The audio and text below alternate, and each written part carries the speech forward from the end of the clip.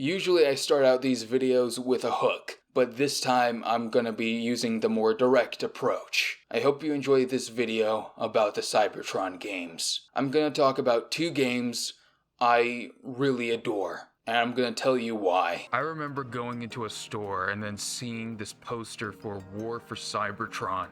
It had jazz on it, I think, and the aesthetic was so cool. And after seeing it at the store, I went back home. I rushed back home and watched all these behind the scenes stuff. And, I saw Matt Teagar talking about the game. I saw all these people talking about the game. And I was so excited. Now, I couldn't play it. I didn't have an Xbox.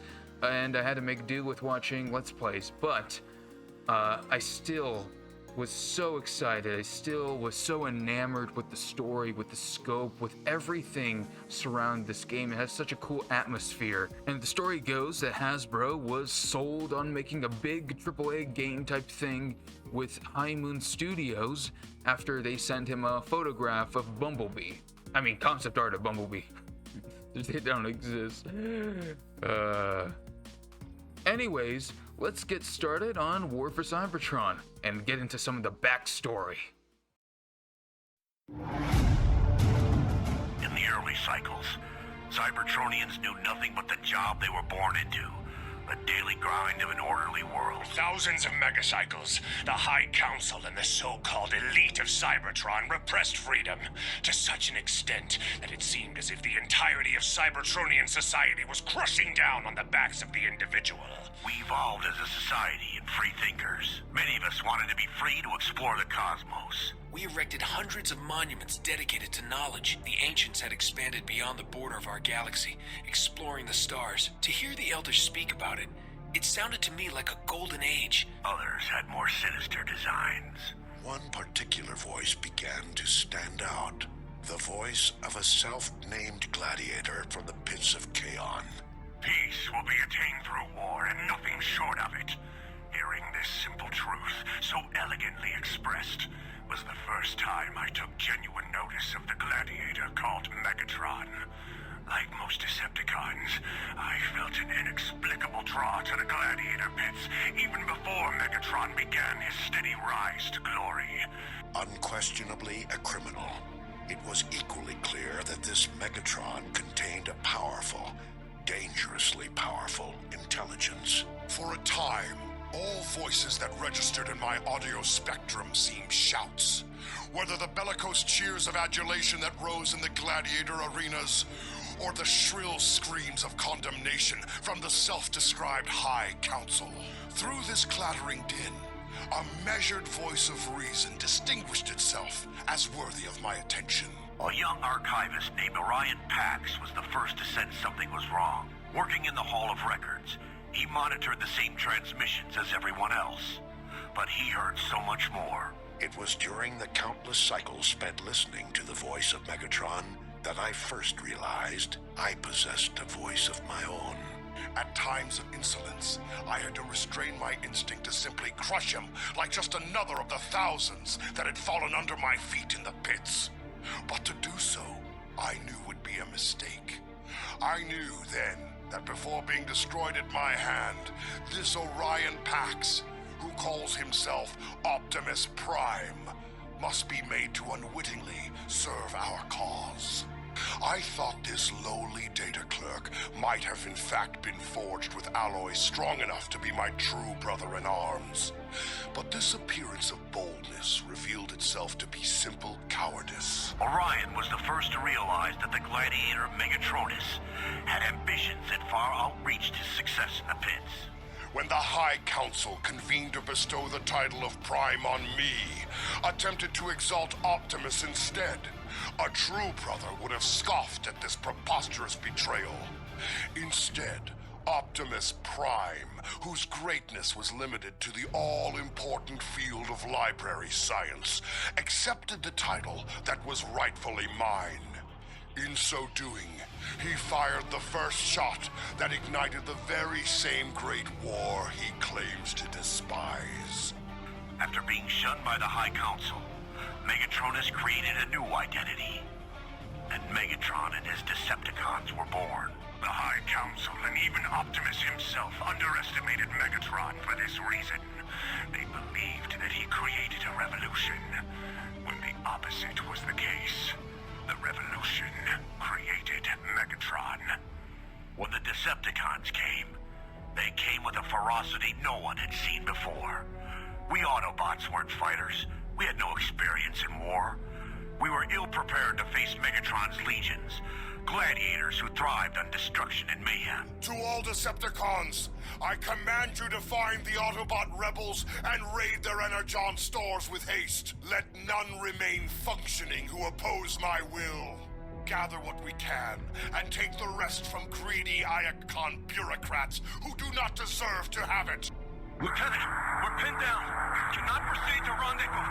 There's a giant marauder laying down a wall of flak. Thing won't let up. Primus! Just lost our flank support. 3 more down. Let's go get these sons of rust buckets. After just a very short set of cycles, what seems like a nanoclick in comparison to the millennium of oppression endured by Cybertronians, the status quo has been destroyed. As civil war spread like a storm of burning energon across the surface of Cybertron, devouring in its path the great city of Iacon, even I was caught off guard by the depth of Megatron's depravity. I should have anticipated his utter lack of feeling for his fellow Cybertronians. But at the expense of the lives of many thousands of my fellow Autobots, I did not. But my Autobot brothers held firm and pushed back against the Decepticon hordes. The war's destruction took its toll, though. Cybertron's surface began to wither under Megatron's assault. Our guardians fell, and with them so did our age of peace and science. If we had any advantage, it was the fact that we felt we were fighting for a truer cause. Freedom. We fought many battles and lost many friends, but my Autobot brothers held firm and pushed back against the Decepticon hordes. But we couldn't stop them all. The Autobots fought valiantly to preserve our way of life and protect the innocent. Optimus Prime and his foolish Autobots continue to resist the tide of history, toiling under the persistent delusion that they can single-handedly reverse the direction of time itself. The struggle for freedom has been won.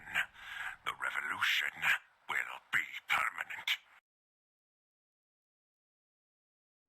Just a note, I did use a lot of audio logs. I spliced them together to see what makes sense, and then I used Exodus to fill in some gaps. One thing I should mention is that Megatron kinda straight up lies about Orion accepting the title. Also, the crux of the betrayal is that Megatron believes the High Council granted the title to Orion to persuade him against Megatron. He cannot fathom that this librarian is more worthy than a gladiator. So I think that gets to Megatron's true colors. He just wants a supremacy of the strong. This is where we get to see that his movement isn't about freedom, it's about conquest, it's about tyranny. Yeah, sure, he talks a big game, but he never means it. If he actually cared about the equality of all Cybertronians, he would have teamed up with Orion, who agreed with everything he had to say. That's why I find the Megatron is right argument foolish. Megatron uses his rhetoric to attain power, and that's all he wants. Furthermore, I think the envy after Orion gets the title is what fuels Megatron's warmongering. He's one person against a world ideology. Alpha Trion plays a part in all this, and I should also mention that the Autobots are a thing prior to the war. That's a derogatory term for Cybertronians that Orion reclaims to mean autonomous robots. And one more thing, Orion will just go by Optimus after he's been granted the title of Prime by the High Council, while Zeta is in command, kind of a Prime elect in a way. I think his guilt over seemingly betraying Megatron even though he didn't, is what causes him to reject the title initially, just want to be a good soldier who saves people and all that, becoming a legend to the Autobots. Kind of like a superhero. We'll get into all that when the time arises. Hopefully it provides a good picture of the war before we get into War for Cybertron.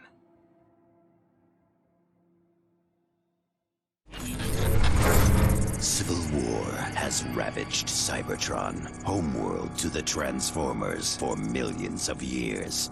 Megatron, leader of the Decepticons, recently discovered an ancient power that will give him the edge to win over the hated Autobots. Called Dark Energon, this power remains locked away in an orbital station under the protection of a sky commander named Starscream. Alright, here we go. Something I found interesting is that the war has already started. Originally, this game was meant to precede the Generation 1 cartoon, and with some exceptions, this game more or less functions as a prequel to More Than Meets the Eye. But anyways, this chapter wastes no time with an explosive entrance. Ram this warship straight into the heart of that station!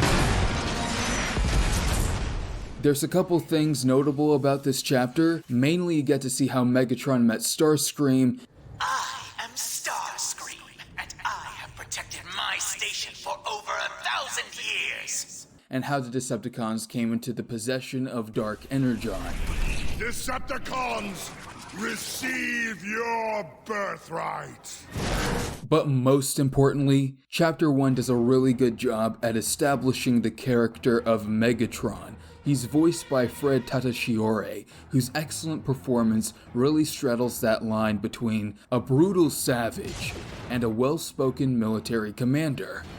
According to this, a quantity of Dark Energon became unstable, and the resulting explosion destroyed this part of the station. Dark Energon did all of this? Those fools had no idea how to control it. I'll not make the same mistake. His interactions with his troops are so rude, brutal, and dismissive, and there's a lot of humor in it. I think I'm going offline. These soldiers look pretty banged up. Unacceptable. They should be victorious or dead. They're putting up a good fight, all right. Then put up a better fight. We're lucky to have survived that Megatron. The strong survive, the weak perish. He's so unlikable that he becomes likable again in a horseshoe effect. Stay clear of the fans, you fool. This is actually a trend I see in a lot of the video game depictions of the old Buckethead. They're able to make him an unsympathetic, threatening villain without making him one note, and he's incredibly entertaining to watch. Destroy them! Get away from me!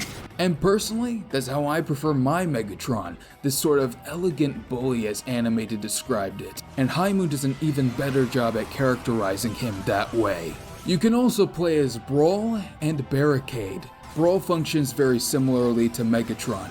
He's just a brute, there's not much more to him other than just following orders and wanting to kill Autobots. Megatron, when this is over, can I rip off Starscream's head and boot it into space, please?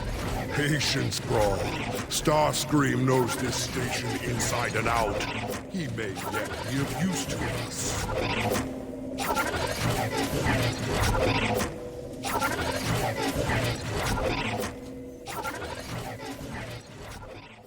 Barricade does offer more variety as a faster, quicker con, and has a lot more to say. I enjoy how he talks back to Megatron. He mainly serves as a muse for Megatron to opine to, letting us into the mindset of the Decepticon leader. What makes you think you can control the Dark Energon when no one else has ever been able to? Only the strong are worthy of such a weapon, Barricade. I am the strongest. And do not question me again. This place is pretty active to be thousands of years old. Soundwave reactivated it upon my orders. I have very special plans for this facility. Ooh, a little foreshadowing. I can't really describe how the gameplay feels other than intuitive and fun.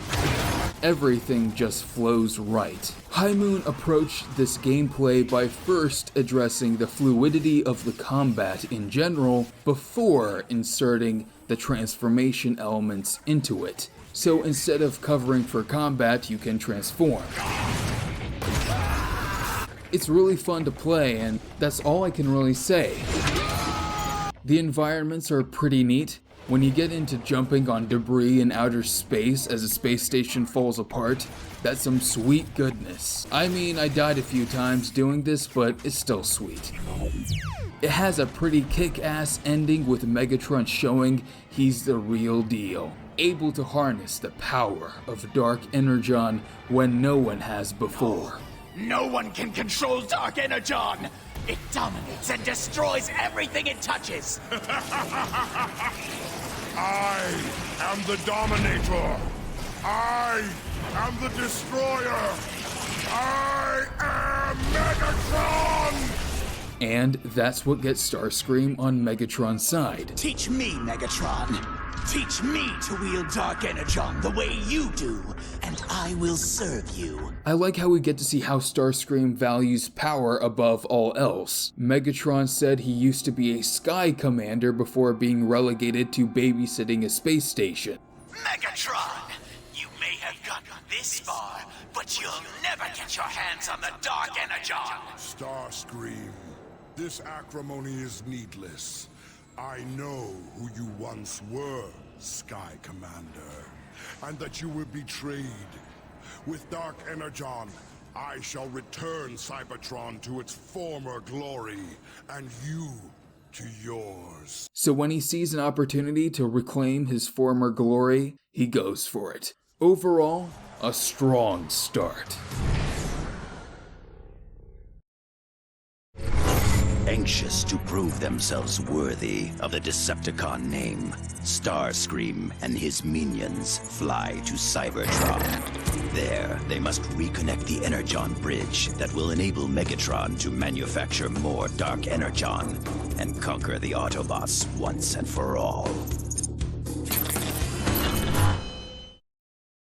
I'll be honest, this is probably my least favorite mission. The only aspect of it that's worth anything is the banter between the Seekers.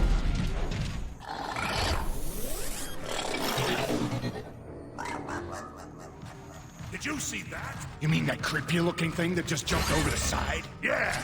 Nope, I didn't see anything. But otherwise it's kinda bland. Now you can take control of either Starscream, Skywarp, or Thundercracker. You go to the core, you fight some Autobots, blow up some ships, and to reconnect the Energon bridge in order to manufacture more Dark Energon. I do like that they don't hint at how Dark Energon is from Unicron or anything. For me, I prefer when Dark Energon is just this mysterious substance that we don't know much about, rather than evil blood crystals. In general, I just prefer Transformers when it's not overly mystical with the lore, more grounded for lack of a better term. The level's not bad by any means, just a lot of it blends together, and I felt like I was on autopilot. If it weren't for these three making me laugh, I think it would have been more of a slog.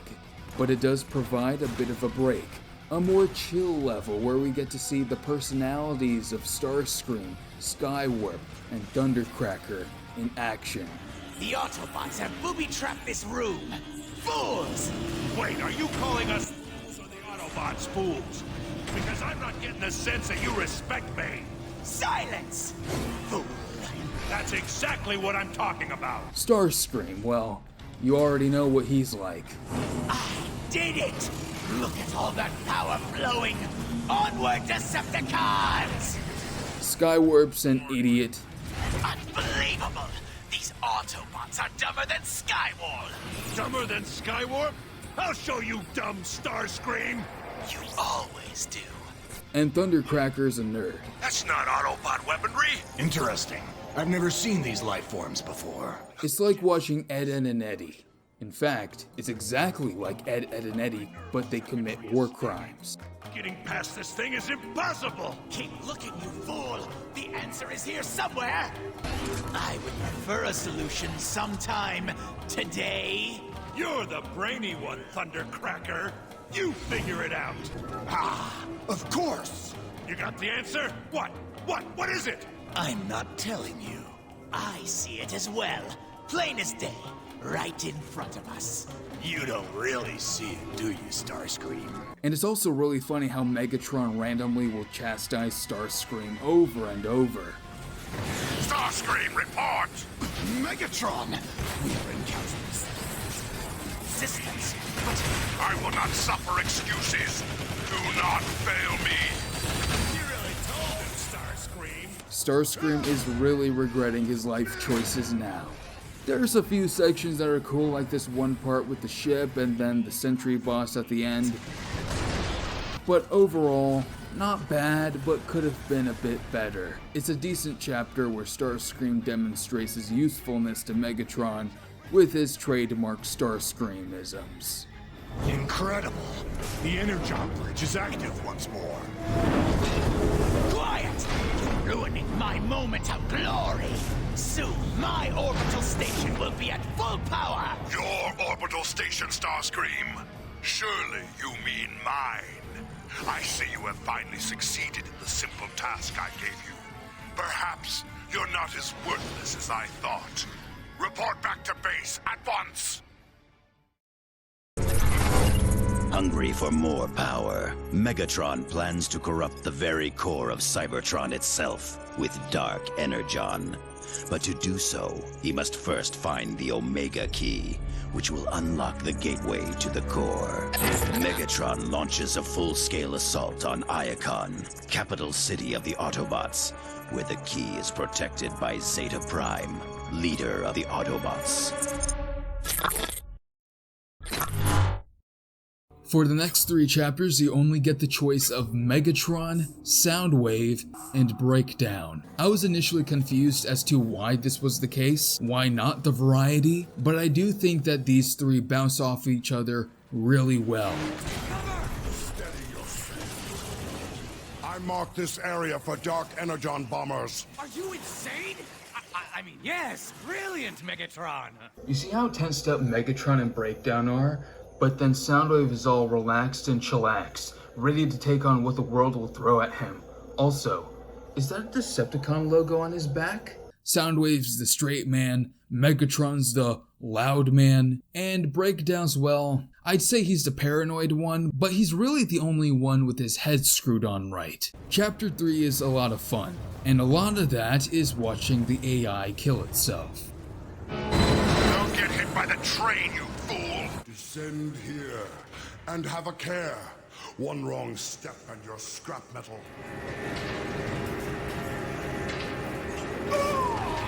Aside from that though, seeing a Decepticon operation in action is pretty neat. You don't really come close to that feeling in any of the other 5 chapters as you do here. You're crowding like Swain.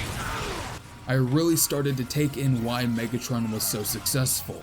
Even though his strategies may be risky, he always does whatever it takes to get what he wants, and makes sure that everyone falls in line. You shall not touch Megatron! I do feel his strategies are a bit throw everything at the kitchen sink, but I'm not gonna be the one who's gonna tell him that. Surrender now, Megatron, and I will consider sparing your life. You dare threaten me? Me? So be it, Megatron. I leave you to your own futility.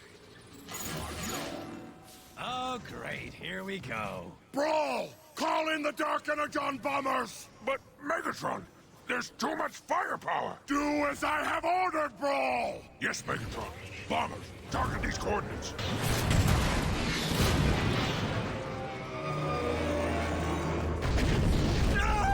Well, that was a complete disaster. Obviously, our bombers are incompetent. Although I do have to say, while he doesn't tolerate backtalk much, he does show quite a bit of restraint, so his anger management classes are helping. Excellent work, Soundwave. His army is made to be as tough as possible, natural selection doing the work of removing weakness for him. Hey, I'm still functional! I'm still... Idiot. The chapter has an interesting look to it because here we're exploring the Autobot capital, so we see all these academic and politically focused stuff here. Because the way it works usually is that Iacon is like Athens and Chaon is like Sparta. One's more about intellectualism and the other about militarism. So seeing the Decepticons' reaction to the Autobots' way of life is quite interesting. The Autobots maintain these rooms for tranquil contemplation. Tranquil contemplation? What does that even mean? It means the Autobots laze about and whine over their own inadequacies. What a waste of time and resources. There's a few other cool parts, seeing Brawl kick some ass.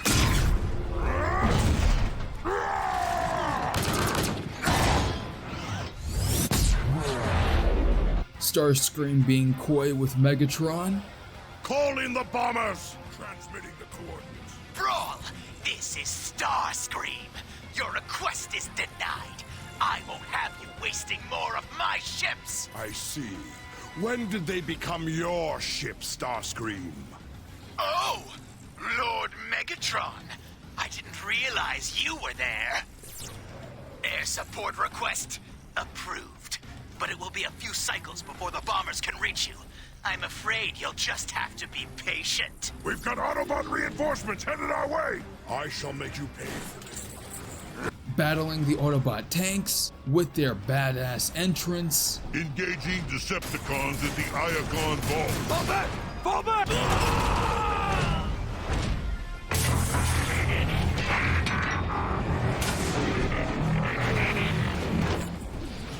Is huge! And oh yeah, you can kill dying Autobots, really cementing the Decepticons as the baddies. Look at that guy. Look at that guy in the background over there.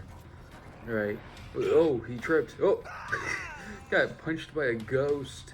Oh, when he exploded. And this guy. Well, this guy, you know, he's almost there. He's almost gonna make it. Come on. Come on. Oh. What a quitter. What a quitter. Boo. The worst part by far, though, is this specific train section. Autobots unloading on each side of the room. It's this weird area where there's not a lot of cover. Most of the game is pretty reasonable, but this part made me a bit mad. It's chaos that only the most skilled gamers can overcome. But then we reach Zeta Prime, after he throws most of the Autobot army at Megatron, warning him to stay back. I really like the build-up because we haven't seen him in person. The only thing I do a bit differently is have him not appear at all in the previous chapters up until this part. Just Autobots relaying his orders and whatnot. I think that would accentuate his big reveal. It would hit even harder. Finally, the Omega Key is within my... What? Did you really think it would be that easy? Come down here, Zeta Prime, and I will give you the answer. I shall remain where I am. This vantage point will provide an excellent view of your destruction. The Zeta Prime fight is pretty cool. You have no idea! Here, I have limitless power!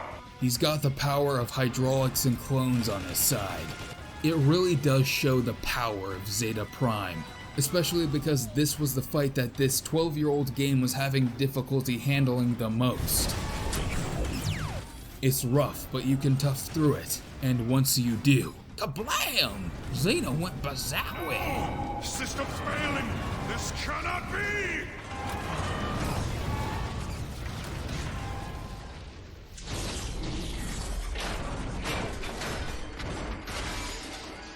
When Megatron finally kills Zeta Prime, there's a bit of a shift in the story, as if one era has ended and a new era has begun, and Megatron's just finishing off the rest of the old guard. However, it turns out the Autobots are a bit of a pranky bunch, and Zeta has one more trick up his sleeve. Your spies were misinformed, Megatron. That device only activates the key to the core. But don't worry, the Omega Key will come to you. Omega activated. Power optimal. Mission: destroy Megatron. I find that the Autobots having a failsafe where their key to the core is a literal giant, fucking hilarious and awesome at the same time. Zeta Prime is conquered, But the device Megatron believed to be the Omega Key simply activated the key, Omega Supreme. Megatron quickly discovers he can use the device to track Omega Supreme and races above the skies of Iacon in pursuit of his quarry.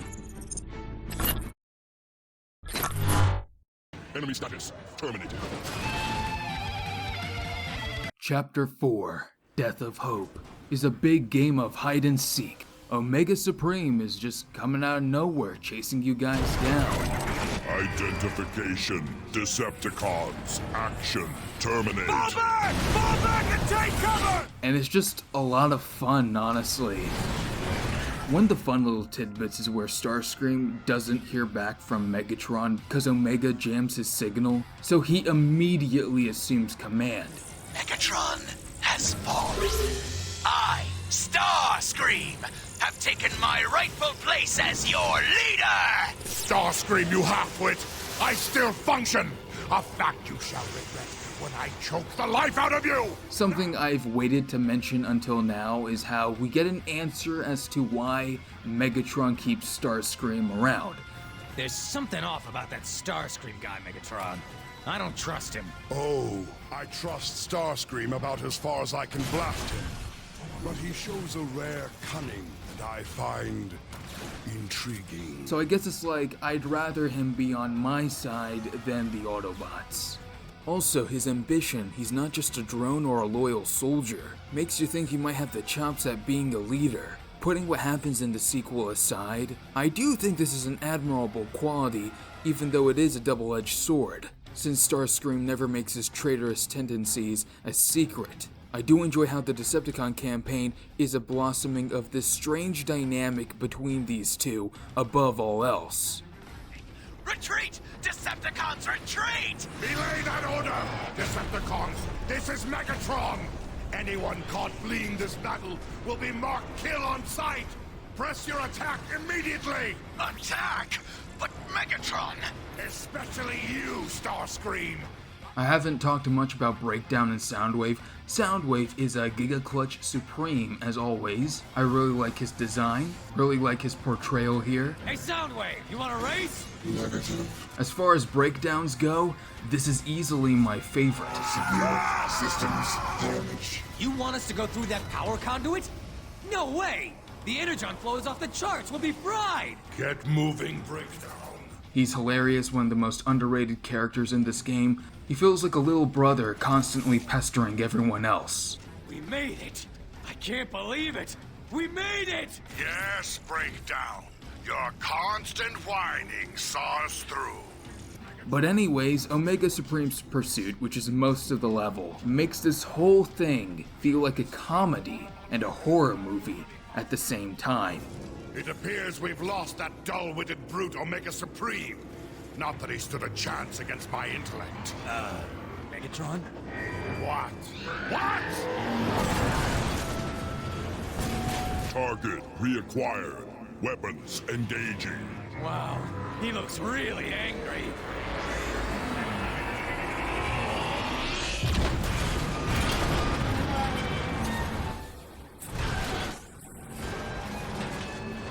Target identification. Megatron, Decepticon leader. Recommendation, complete termination. You think you can destroy me, Omega Supreme? You think you can destroy Megatron? Do your worst.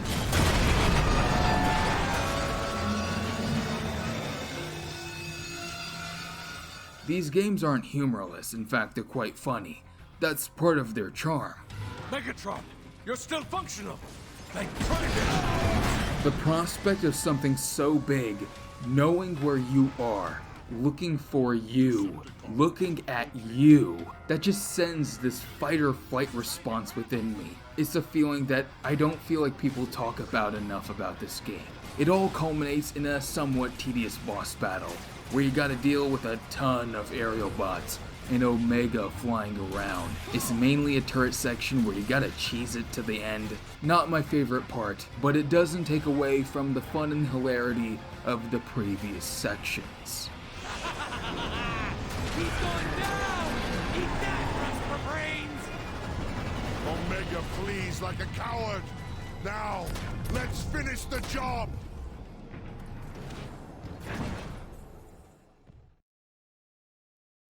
The great Omega Supreme is vulnerable.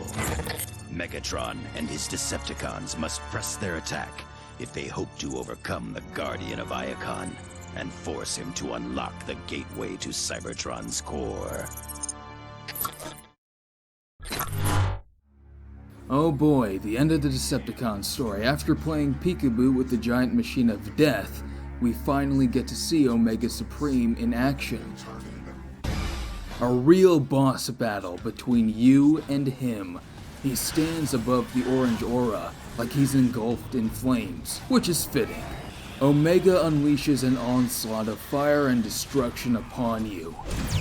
The scale and scope of the fight is just striking, and when you combine that with the bantering between Breakdown, Soundwave, and Megatron, you get a fun finale for the Decepticon campaign.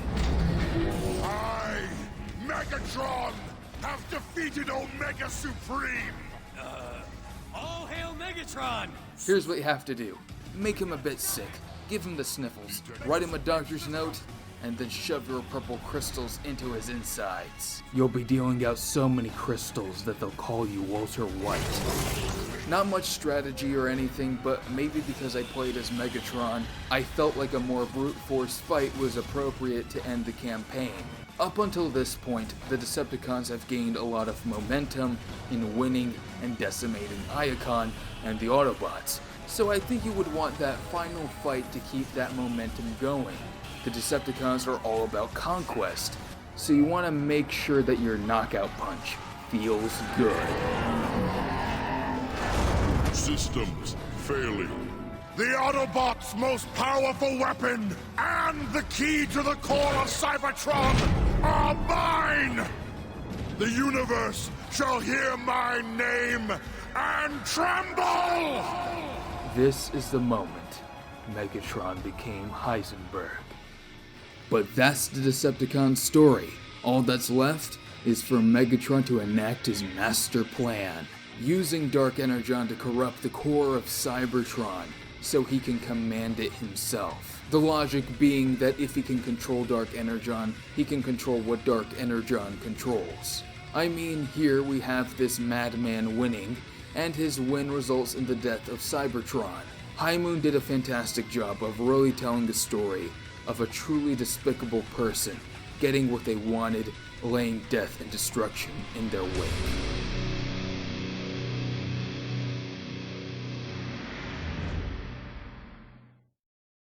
Alright, let's take a break from playing the game and talk about the toys.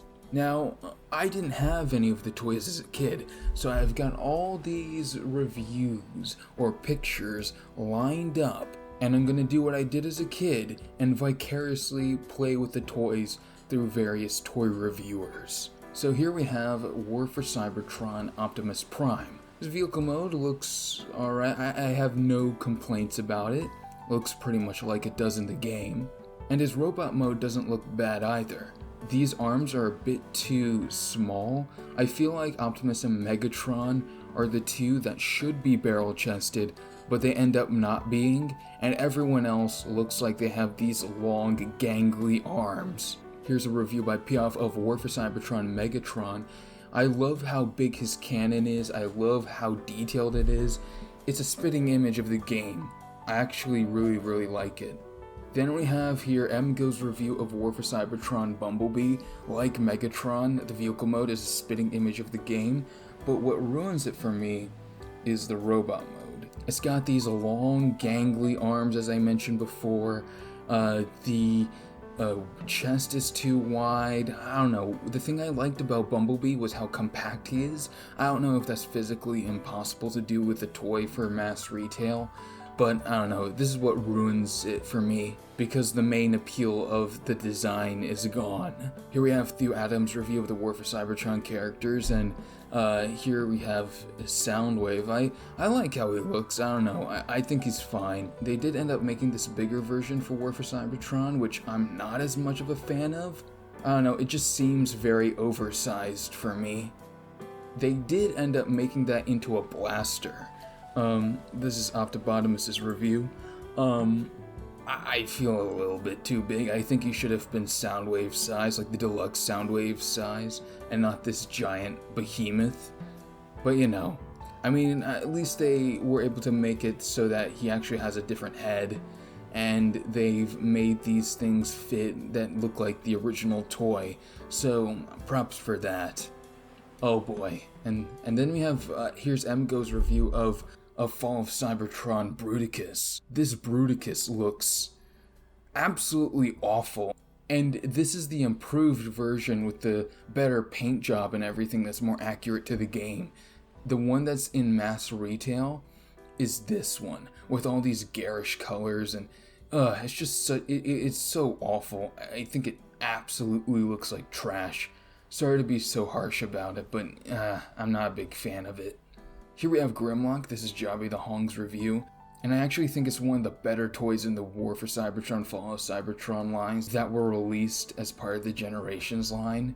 I mean, the tail, I know, is very chonky, but, you know, sacrifices do have to be made, especially with a robot mode that looks like this. Like, that looks like a spitting image of the game in real life. Here we have SSJ's Starscream review. Starscream also looks very good. His arms are a bit long, but it's not so long that it bothers me.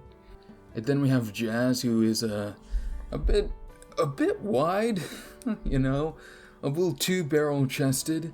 And you can see Cliffjumper being taller than Jazz, kind of illustrating the problem I had with the Bumblebee. Oh, and here we have the Fall of Cybertron Optimus, which looks alright.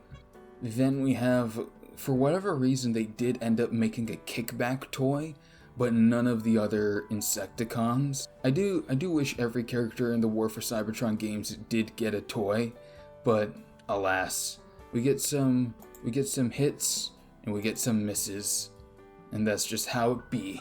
Back to War for Cybertron for the Autobots campaign. Iacon, the capital city of the Autobots, is crumbling under the onslaught of Megatron and his Decepticons. Rumors have spread of the defeat of Omega Supreme and Autobot leader Zeta Prime. If the Autobots have any hope to band together and repel the enemy, a new hero must emerge. Alright, so we begin the first chapter of the Autobot campaign, able to take control of Optimus, Ratchet, and Bumblebee, who's the first character we meet. Bumblebee is a spunky messenger trying to relay the message that Zeta Prime is dead to Optimus, who's accompanied by his medic Ratchet. The Decepticons control the airwaves. The only secure way to communicate is by messenger. I volunteered. Name's Bumblebee. Ratchet, this Autobot needs repairs. Be still. I'll get you fixed up. What? No, there's no time! I need to find the Autobot called Optimus. I have important information for him. I am Optimus. You're... Sir, it pains me to tell you this, but our leader, Zeta Prime, is dead. Megatron.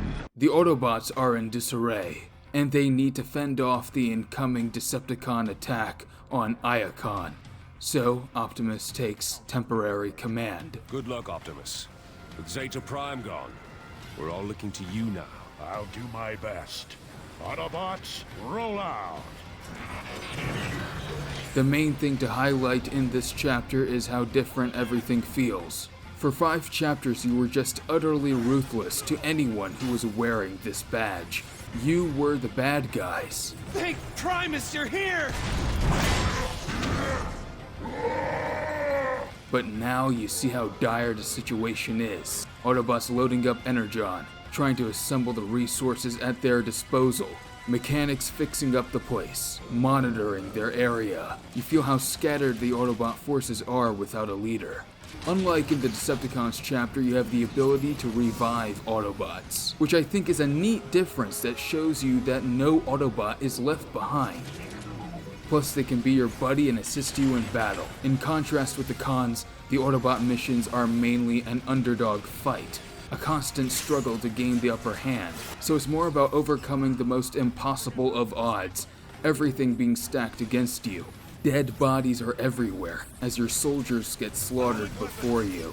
Dark Energon is erupting all over the place, as if it's grass growing underneath the death and dismay around you.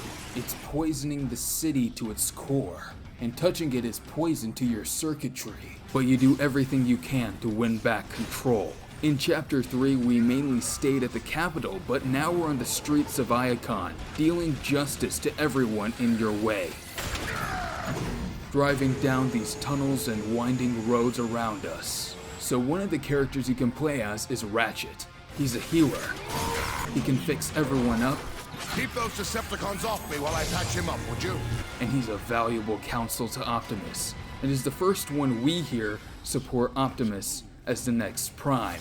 Not bad for a temporary command, Optimus. You're better at this than you give yourself credit for. The High Council of Elders will choose the next Prime.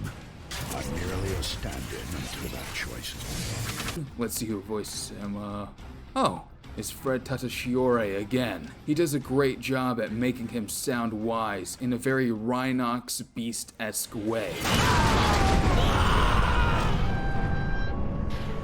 Damage report. Is anyone hurt? Nothing you can't fix. Bumblebee, it wouldn't kill you to exercise caution. Also, I've neglected to mention that I do like the whole vehicle control scheme in this game. Whether I'm flying or driving is very fluid, especially with Bumblebee. Also, I love Bee's design in this, very compact and neat, probably among my favorites.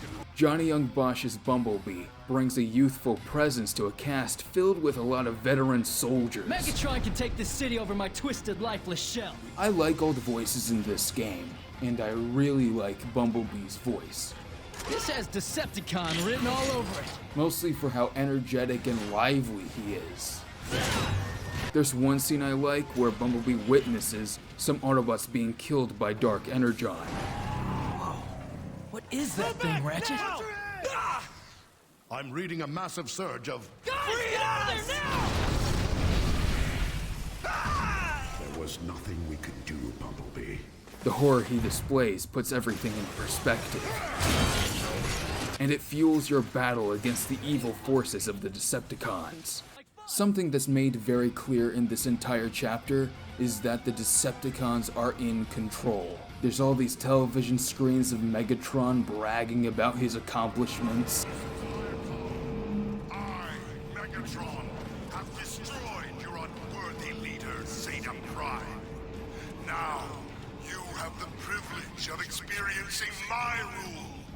I shall not be denied. Interesting, he says that. And holograms where he attempts to convince everyone to give up their weapons and lay down. You may rejoice, citizens of Iacon. Your new ruler, Megatron, has arrived. No longer will you be plagued by the burdens of freedom and choice.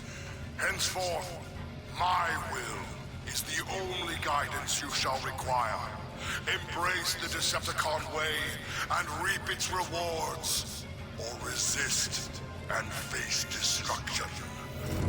Over the course of this level, you do end up taking back Iacon, but not without a fight. Thankfully, you meet some more buddies along the way, like Ironhide. I guess he wanted two pieces. That guy should have stayed home. You try to reach the broadcast room, and that's where the chapter ends with his final boss. The main boss battle of this chapter is none other than Starscream, doing a cute little reference to the 2007 movie. You have committed crimes against Starscream. It's time to pay for them. He's doing all his twirls, he's doing all his flying, he's doing all his shooting, he's doing all his jet skating. It's short, but any excuse to beat the living shit out of Starscream is an A+ in my book.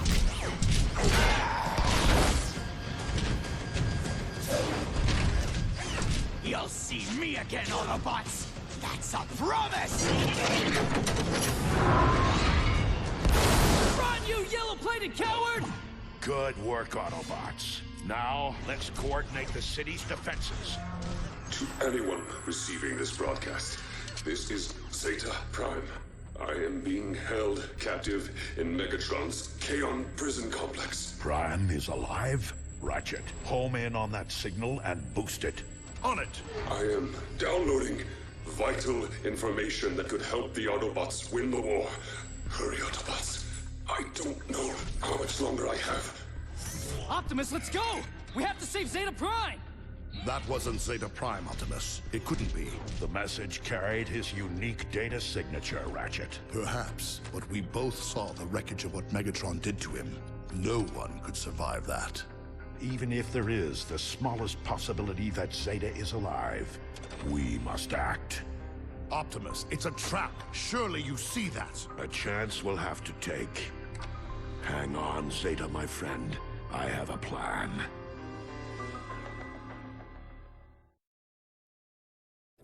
In an effort to save Zeta Prime, Optimus enacts a bold plan to allow himself and a few others to be captured by the Decepticons. The plan works all too well, and soon the Autobots find themselves en route to Chaon, the capital city of the Decepticons. Chapter 7. You get Optimus, Bumblebee, and Sideswipe. So like how in Chapter 3 we entered Iacon and saw the Autobots' way of life, here we get to see the flip side, the Decepticon prison camps. I hope you know what you're doing, Optimus. Have faith, Bumblebee, and follow my lead. Optimus is right.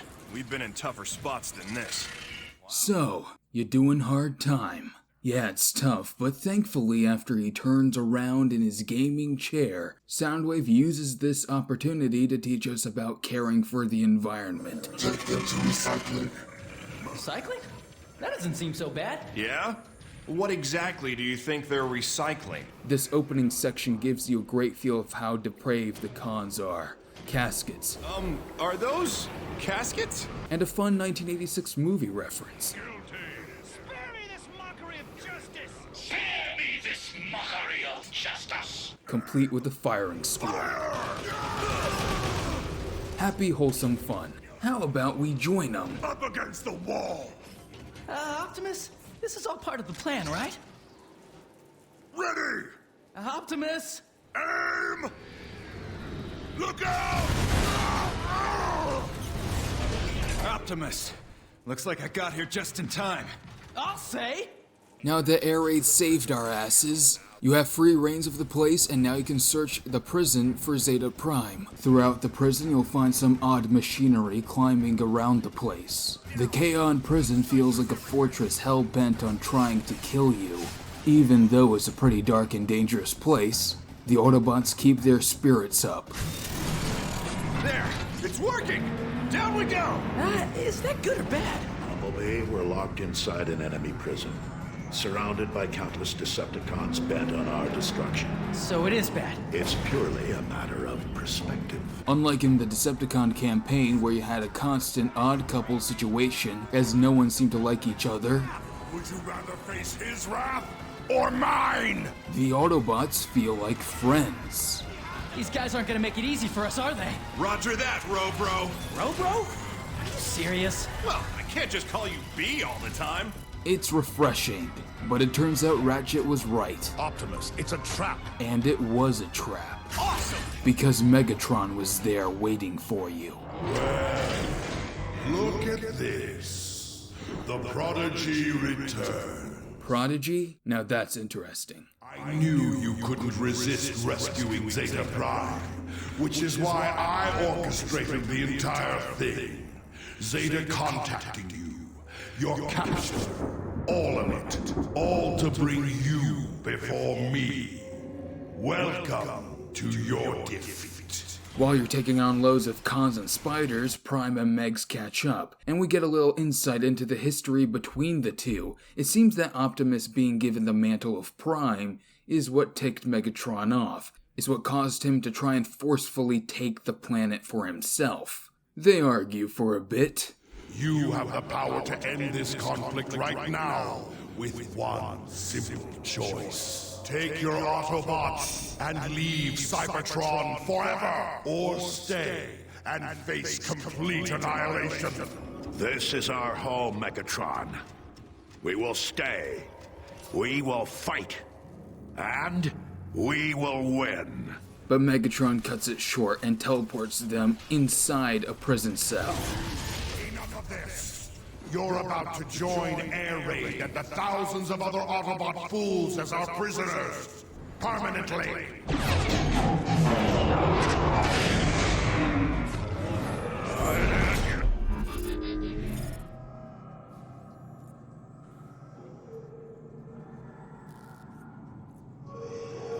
What just happened? That lousy bucket of bolts cheated, that's what! And here, we learn that Optimus is a wizard. Anybody got any ideas? Autobots, I'm sensing fate energy emanations from that wall. No offense, Optimus, but I don't see how that's going to help. Well then, Sideswipe. Watch and learn.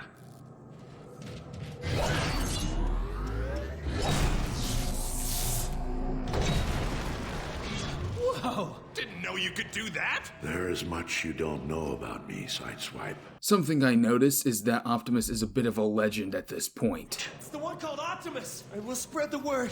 Good luck! He's probably been fighting for quite a while, and stories have been spread about his victories. He seemed to be operating as a second in command earlier. I choose not to see this Optimus as some reincarnated 13th Prime. That just feels cheap. But I'd rather see him as someone with a bit of experience, and this level is where we get to see that experience in action. Once you're free, you can see all the Autobots locked in their cells, and now your goal is to break them all out. And to do that, you need Air Raid. Take him to Soundwave. As for the level, it's kind of an enemy rush with wave after wave of bad guys coming for your throat. I haven't talked much about the enemies. They're just a bunch of targets that you gotta deal damage to enough in order for them to be downed as quickly as possible. It's not very interesting to talk about. Maybe a special mention for the invisible guys you gotta get through to free Air Raid. The two new faces for this chapter are Sideswipe and Air Raid. Air Raid gives off a swashbuckling Han Solo vibe, You certainly took your sweet time, Air Raid. I like to make a dramatic entrance. while Sideswipe is the one here who prefers to brawl instead of hide. Now we're talking! I hate sneaking around. And all four of you work to release everyone from the prison camp. It's time to free our Autobot soldiers.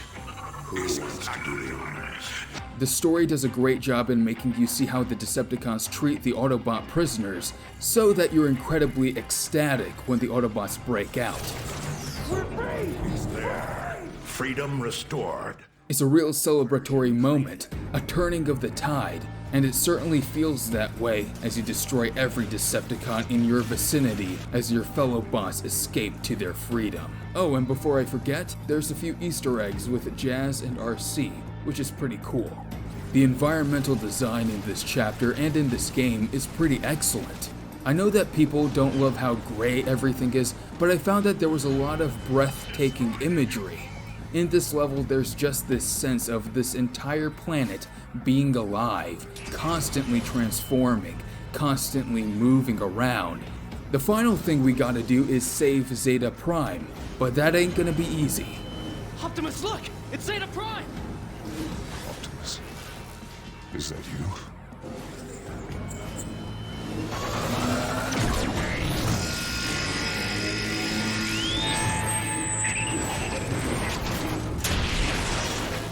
Here, after you destroy his defense sentries and his, well, Soundwave attacks, Soundwave will eject Frenzy, Rumble, and Laserbeak.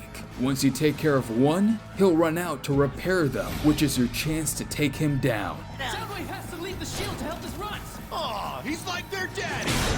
It's one of the better bosses that shows off the character of Soundwave really well. Plus, he's the one who deals the killing blow to Zeta. Substantial. Must energize with Zeta's Soundwave, take this. Dude shows up, kills Zeta, then leaves. Hold on, Zeta. We'll get you. A noble sentiment, Optimus. And I'm afraid I'm dead already. Zeta, let's bring him home. And with that, Optimus brings Zeta's corpse to the High Council, where he will be appointed as the new Prime. I love the idea that saving Iacon and the other Autobot prisoners is what earns Optimus his Primehood officially. Hail, Prime! He doesn't have his Primehood given to him, he actually earns it. For too long have we watched the other Primes fall to their pride and greed.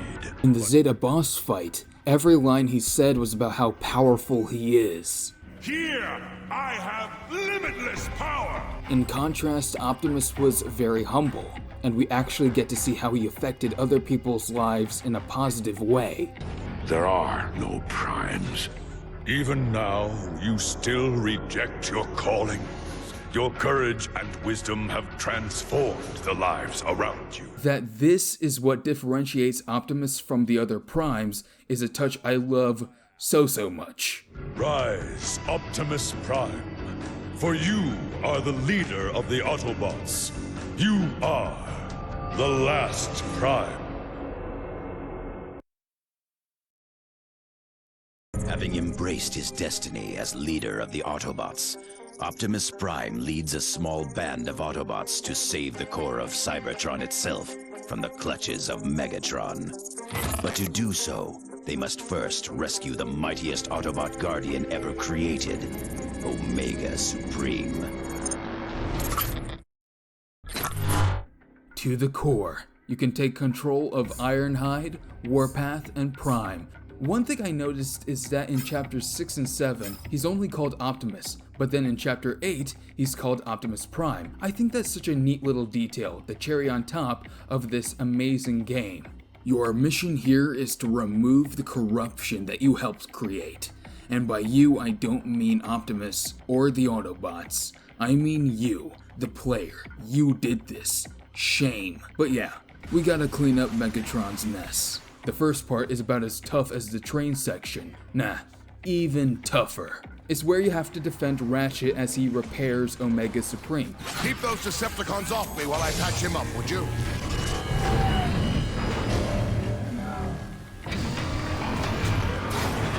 He's a big guy, so a lot of cons are gonna guard him. So they throw a lot at you. On the other hand, you got a ton of weapons to spare. It's a fun room in general, but it definitely ranks among the most frustrating areas to progress. I need assistance. They're throwing as many Decepticons at you as possible. I need assistance. All the while you gotta keep Ratchet safe, and it's a lot. It took me so long to beat them, but once I did, it felt so good. Omega Gate sequence complete. Core entrance available. Then they sent the destroyer, but luckily he's the only guy you gotta care about, and all you're doing is tenderizing him for Omega to finish. Omega smash.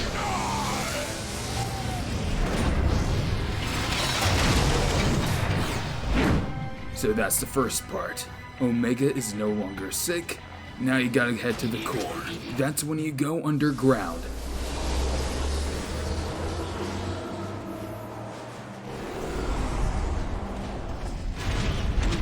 I felt that one. The level design is really cool. Seeing all the dark Energon corruption all over the place, it does make you think that a lot of the damage is irreversible at this stage. It's caught everything in its path, but hopefully you can save it in time, if you don't die.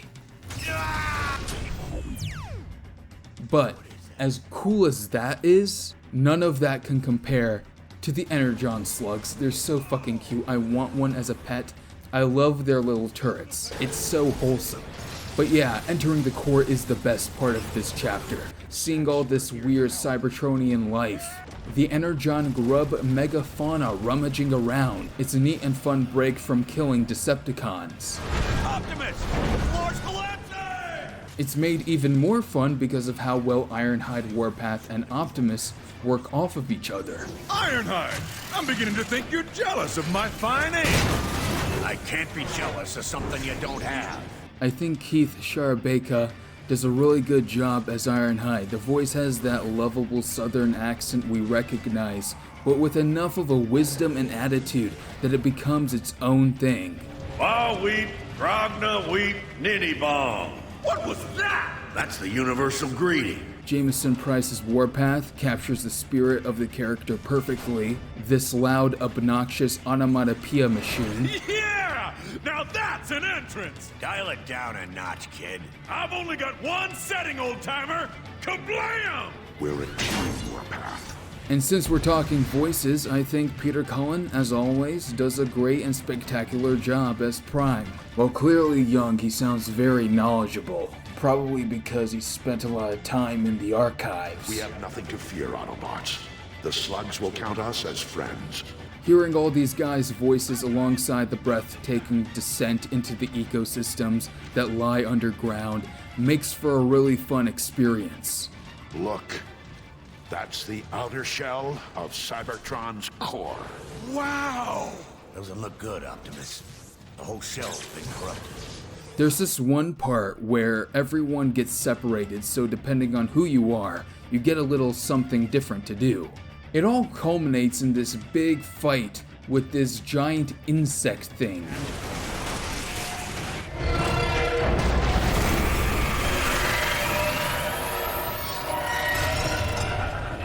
Look out! It's that thing that's been following us! It's speeding off the core's dark energon. Autobots, take it out! I think this is where Warpath comes in real handy, where you get to turn into a tank and just pulsate these giant energy beams into its mandibles. I don't know, it's a fun fight. I enjoyed it. You see the power of Dark Energon before you. But once you scare off the creature, unfortunately, Optimus gets some bad news. You have delivered me from the foul influence of Dark Energon, but I am afraid my spark is corrupted. We're too late. Dark Energon has corrupted the core irreversibly, and so it needs to shut down. The Autobots have to leave, because Cybertron will turn into a barren wasteland. We must leave our home if we are to survive. But all is not hopeless. I offer a portion of my spark to take with you to the stars. For as long as it survives, so shall I. Will you accept this responsibility, Optimus Prime? I will. Earlier on, we've heard Ironhide say that he's proud of Optimus for finally stepping up. And Optimus, glad to see you finally stepped up. Just doing what needs to be done, Ironhide. Yeah, well, just try not to get us all shot to pieces in the process. Old friend of yours? Old and cranky.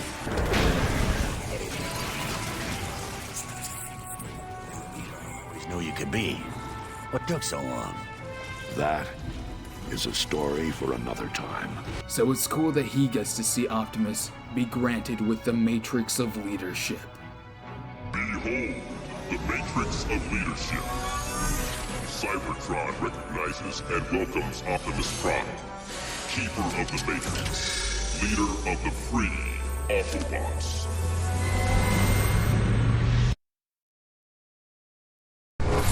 The core is too damaged by Dark Energon to sustain life on Cybertron. In order to repair itself, the core must shut down for millions of years. Carrying the power of the Matrix of Leadership inside him, Optimus Prime must sadly order the evacuation of the entire planet if the race of Transformers is to survive. Aerial Assault is my favorite chapter. When you think of War for Cybertron, what do you think of? Fast-paced, high-octane action where you're flying through space and smacking people, transforming from robot to vehicle to robot, and while that delivered at some level, this is the apex of that. You get the choice of Silverbolt, Air Raid, and Jetfire, and your job is to destroy the orbital space cannon before it destroys the Autobots' galactic transports trying to get off-world. So you traverse the inner canals, the dead space, to get to key locations, then blow them up. Each room is very different. There's a lot of variety as to what strategies the game forces you to do. Flying sections, shooting sections, rooms where you'll fly and shoot, areas with a lot of high difficulty enemies. It's all or nothing. The level design is haunting. corpses drifting past you, the emergency in the aerial bots' voices. Look at this! The bodies everywhere! Hold steady. Focus on the ones we can still save. The intense heat of battle bearing upon you. If there's any level that defines a game, it's this one. Space combat is exhilarating, jumping from platform to platform, engaging in these relentless dogfights. You're like a shark because you gotta keep moving or else you'll die. Worth every minute of gameplay.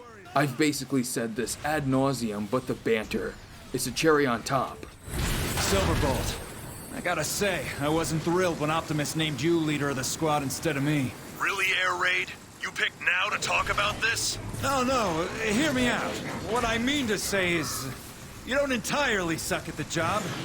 You know, for a guy who's afraid of heights and all. Very funny, Air Raid. And Jetfire gets to tie things up with Megatron. Jetfire, after all this time, you've come home. It's a testament to how far we've come. You should have joined my Decepticons when you had the chance, Jetfire. I wear the Autobot insignia with pride, Megatron. There is no pride to be had in humiliation and death. When you've taken the cannon offline, you learn that this isn't a space station, it's a transformer. Let's move. Trypticon, the Autobots are keeping the rest of their transports grounded. Take aim at the planet's surface. Destroy Iacon City! As you command, Lord Megatron. Readjusting alignment. Initiating bombardment of Iacon. Was that... Did that thing just talk? Even though I know the twist now, this part still fills me with goosebumps. There's got to be some kind of weak point. Just keep flying. That sounded like laughter. Was that laughter? Silverbolt, we're taking a pounding down here. Get that gun offline. Come on, guys, hurry! Every time that gun fires, more Autobots die! You cannot stop me, little Autobots. I am Trypticon. I am your death. Oh, great Primus! I think this gun is a Cybertronian! The terror in the aerial bots' voices as they start to realize what's happening, combined with the declarations of the space station's voice echoing through the map, while you're taking on the hardest and heaviest room yet, filled with tanks, heavies, snipers, big guys, small guys, the whole package deal. And the best part is when you reach the conversion cog and he starts transforming. Come on, blast it! We need to get out of here now! What's he changing into? Are those teeth? That moment gives my goosebumps. Even 30 to 40 fucking years later, a transformation is the coolest thing ever. I love this series. We made it! Now, let's finish this guy off! You haven't defeated me, Autobots. You have only untethered your own destroyer. So Trypticon has revealed himself, and you and him are barreling towards the planet. Not a super difficult fight, mind you. Shoot him in the back, avoid his lasers, you get the deal. But again, Trypticon bellowing at you with the view of Cybertron in the background. It's a sight to behold. Your cause is hopeless. You cannot hope to defeat Trypticon. It's frightening and awesome at the same time. This is the crescendo of the game, but it's only a taste of what's to come once he's landed. I will grind you into dust for this, Autobots! Autobots, veer off! Let gravity do the rest! The orbital cannon is offline, but has revealed its true form to be none other than a savage monster named Trypticon. It races to the planet's surface like a meteor, hungry to enact revenge on the Autobots. After perusing through the destruction, the fallout, the debris, due to the crash landing, we get right to the point. Silverbolt, we've located Trypticon. Uploading coordinates now. You thought you could destroy me? You thought you could destroy Trypticon? The Trypticon boss fight is a doozy, with having to keep track of Trypticon's weapons, tails, and dark energon spiders. He will not let up. He will strike you at any chance he gets. He does not allow you a moment to breathe, all while trying to time shots at the precise moment to inflict the most damage, and smacking Trippy Dippy with good aim. What makes this fight even more intense than the final Guardian is the claustrophobia. In Chapter 5 you could ring around the rosy with Omega Supreme, but here, you're boxed in, cornered, only able to strafe from side to side in order to maneuver or duck behind cover. Trypticon definitely feels way larger than Omega Supreme, and his intimidating posturing adds to the terror. Cannot be defeated. Witness my true power. On top of all that, you have limited ammo, so you're throwing everything but the kitchen sink, and then even that too. Constantly swapping guns, refilling ammo, trying to make every shot count. Now here's the thing about some video game villains. It's not about how hard they are, but how much stress and emotion you feel while fighting them. The terror of what they might do to you can carry a villain a long way. That feeling of being right on your tail. The first example that comes to mind is the Carnage Awk chase in the 2000 Spider-Man game. While I haven't played it myself, from the accounts of my friends who have played it, as well as having watched video of the encounter, it looked terrifying while being a somewhat straightforward boss. Now back to Trypticon. In the same way, combine High Moon's sound design and Fred Tatashiore's voice performance as Trypticon, hearing that foreboding laughter. That all just has some chilling effect on me, and you get an incredibly nightmarish scene. It's a nightmare that's put to rest once we finally defeat him. Suffer for this, Autobots!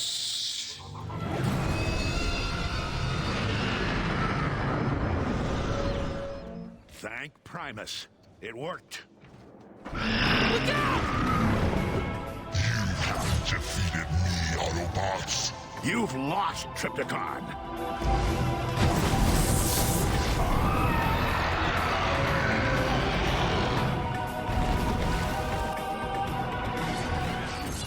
Autobots, roll out!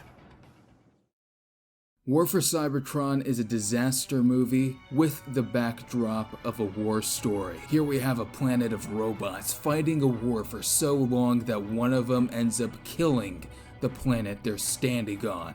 And the ending is bittersweet. They've defeated Trypticon, but they still have to leave Cybertron, because Megatron won, which means everyone lost. There's an underlying melancholy to it all. I thought War for Cybertron wouldn't hold up, but I was sorely mistaken. I loved it, and having played it multiple times, the gameplay is addicting.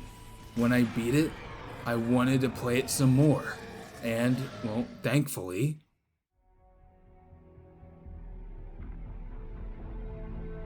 after countless megacycles of war, I have faced no harder decision, given no more difficult order than this.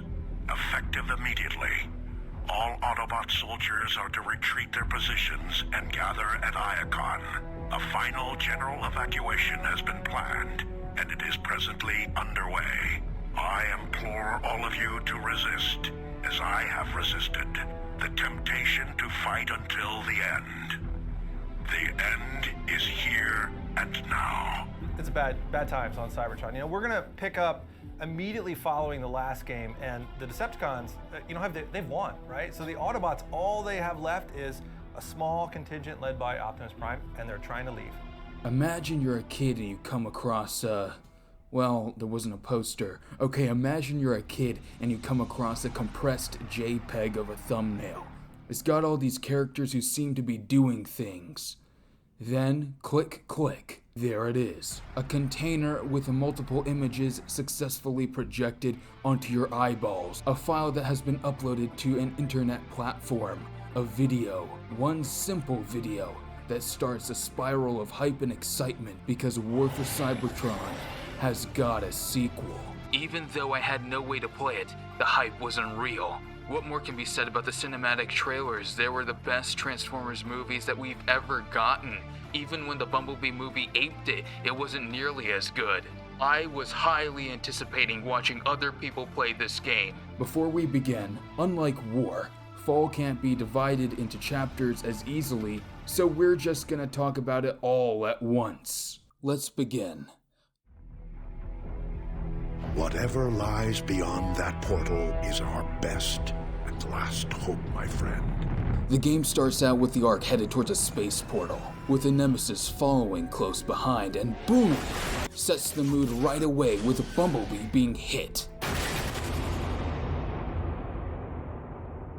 Wow, what an opening. The battle begins. The first level throws you into the action while teaching you on the fly. It's clearly a tutorial level, but it doesn't feel like it really. The flow of the level is natural. You're going around, helping Ratchet with the different fuel things.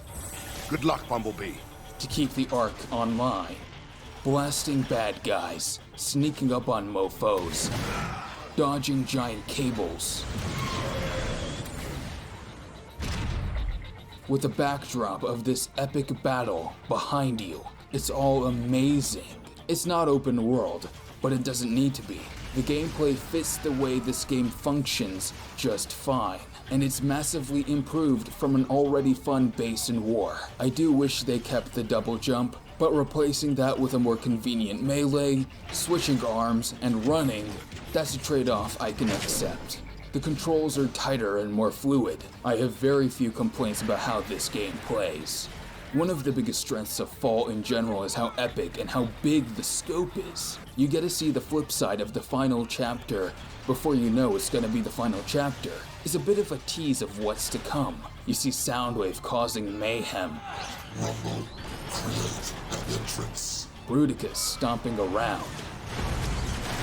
When I finally got to play it after such a long time, this was so cool because of the adrenaline and the action. Immersion, that's what it is. It puts you in the driver's seat of those 5 minutes of More Than Meets the Eye Part 1. It's as if someone said, what if we took this and made it cinematic and epic, tapping into that well of potential Transformers has as a story. And just like War, it captures that feeling of chaos and destruction, as well as the fear, depression, and desperation of it all. One of the new things you can do now is talk to some of the Autobot soldiers. Let's hear what they have to say. The Ark can't take much more of this! We'll never make it through that portal! Have faith in Optimus, soldier! What does suck though is that they removed Bumblebee's voice box between games. Voice chip is still crushed. Nothing new there.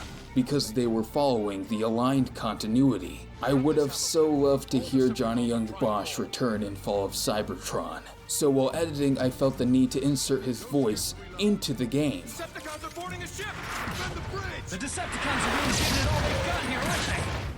We've got it! Get out of there now! No! This has Decepticon written all over it. Decepticons, dead ahead! Take this, you old rusty! Alas, what could have been. And beyond that, they don't do much with Bumblebee having lost his voice off screen, which is really the crux of the issue, because it really doesn't feel like it adds anything to the game. Like it would have been cool if the first level was just checking around Iacon before the Decepticons attack. Maybe a throwback to the first episode of G1, with you and Wheeljack arriving with some energy rods or something. And this would be where Bumblebee loses his voice. I don't know, I just wish there was something more than a passing mention. It's a bummer, but not a big bummer, and it's certainly not enough to hurt the game overall. The immersion is amazing, you feel like you're really there. Overall, it's a great hook, and an effective tutorial with some amazing moments, ending on a pretty shocking note before the game begins. I can't see anything, but my scanners say Optimus should be right on top of you.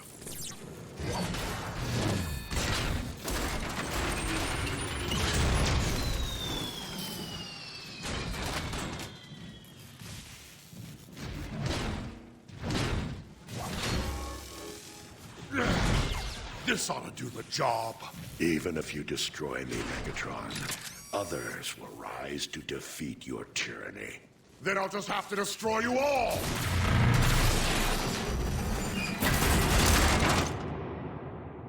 Bumblebee!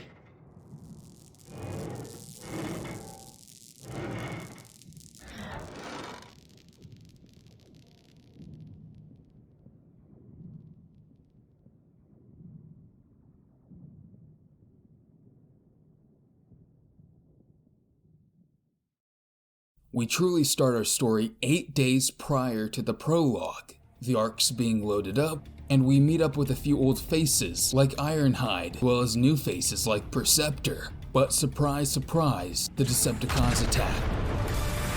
Optimus, Decepticons have broken through sectors 9 through 12. That was Grimlock's post. More Decepticon squadrons approaching from the north and west. Grimlock, do you read me? Grimlock! No answer. Grimlock's MIA? Well, we'll return to this issue later. For now, it's time to defend the Ark. This one battle is what the trailers all focused on. Literally all the trailer shots. Except it was at night. And you can see why with all the beautiful, breathtaking scenery. Almost feels like concept art that's been animated. Look at that building. These next 2 chapters have you play as Optimus Prime. Optimus himself is really fun to play as, barreling through different parts of Cybertron, slamming through barricades. He's awesome. Prime's undergone a redesign. While I do prefer his original look in War, this one ain't too bad. I like how blocky it is, and it certainly makes him more Prime-ish. When he walks into a room, he commands your attention. I've said it before, but Peter Cullen in both games is really good. Like, yeah, that's nothing new to say, but especially in War and Fall of Cybertron, I would say it's probably among my favorite performances from him as Prime yet. We do not know how many of our brothers escaped Megatron's blockade. I can only be certain of this. Just one transport remains. I do think there's a lot of nuances between his different roles as Prime. Same character, but not always done in the same way. In War, you hear him as a younger soldier. I have assumed temporary command Jetfire. Let the rest of your flight squadrons know. And don't worry, we'll get those guns online. It's very reminiscent of how he sounded in the G1 cartoon. Who are you? Your worst nightmare. In Fall, now leader, he keeps his composure. He has to. The other Autobots are depressed as hell, considering they gotta jettison themselves into the vacuum of space because their homeworld is dying. Sometimes he does let his emotional guard down, and his other Autobots have to keep his mind focused. No. Optimus, what's going on? I couldn't save them. Remember the Ark. If we don't protect it, there's no future for any of us. Of course, Perceptor. You're right. It's a very different side to Prime that we rarely see, but a very understandable one. It's all these little nuances that remind you that voice acting is more than just having a cool voice. It's also about being able to tap into something deeper within the character. I have commissioned a new galactic transport for us. No matter where we go, Cybertron will be with us. When we worked with him for War for Cybertron, he talks about it very freely, about the deeper emotional issues that Optimus Prime deals with, and he's really thought this through, and it is so sincere, and it comes across in every word that he says. Unlike in War, where every level would have you choose between 3 guys, here you just get 1, but that allows for tighter level design, focused upon that one character. For example, the melancholy in Prime's voice is illustrated in the level design. It gives you that impression that you're the one in charge. Are you alright? Optimus Prime. In the back!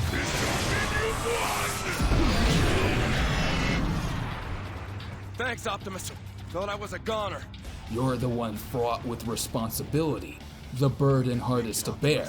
Bodies are laid to waste everywhere you go. The senseless violence. If anyone can hear me, Starscream is... Ah! If anyone everyone can hear me, feel free to listen in as I execute your friends. It also gets to a point where High Moon does a little dark humor here.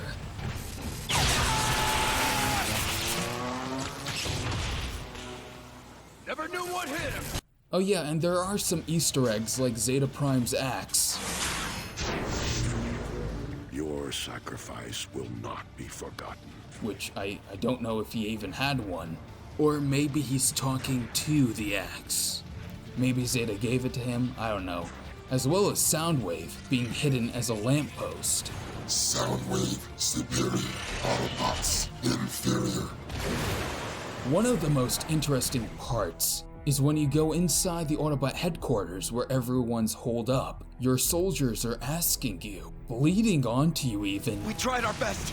Without Grimlock, Megatron rolled right over us. Easy, soldier. If they're gonna make it. How are we getting out of this one, Optimus? Optimus, you're here. We gonna make it, Optimus? You even see Silverbolt bleeding out on a table. Grab that cable! And having to help Ratchet save him while you can hear the pounding and destruction going on outside. We blew a regulator. By the Matrix. We need that power online. Power's back. Well met, Ratchet. Thank you, Primus. I'll handle the rest, Optimus. I'm sure you'll need it elsewhere. Debris falling on top of everyone. Hold on, soldier! I'll get you out! Together now. Almost got it! Everything's going wrong. Get these enforcers! Take cover! And it all takes a heavy toll on Prime's spirits. We'll also catch up with Bumblebee, Sideswipe, Cliffjumper, and Jazz. One detail I did notice is that Warpath now takes on a sergeant role, grown up from being a kid. You want the honors, Optimus? It's your show, Warpath. Listen up! We got cons right outside this door. When the door opens, we go out hard. You will engage the enemy with guns blazing and gears grinding. I like to think it was Ironhide's previous position, after he rose up in the chain of command. In fact, Warpath's role directly mirrors Ironhide's role in the 6th chapter of War. Eventually, after scurrying around trying to get everything online, the tide of the battle seems to turn, thanks to a giant gun that makes things go boom boom. Only to snap back in the Khan's favor. Something's wrong. The neutron gun isn't working. It isn't? What?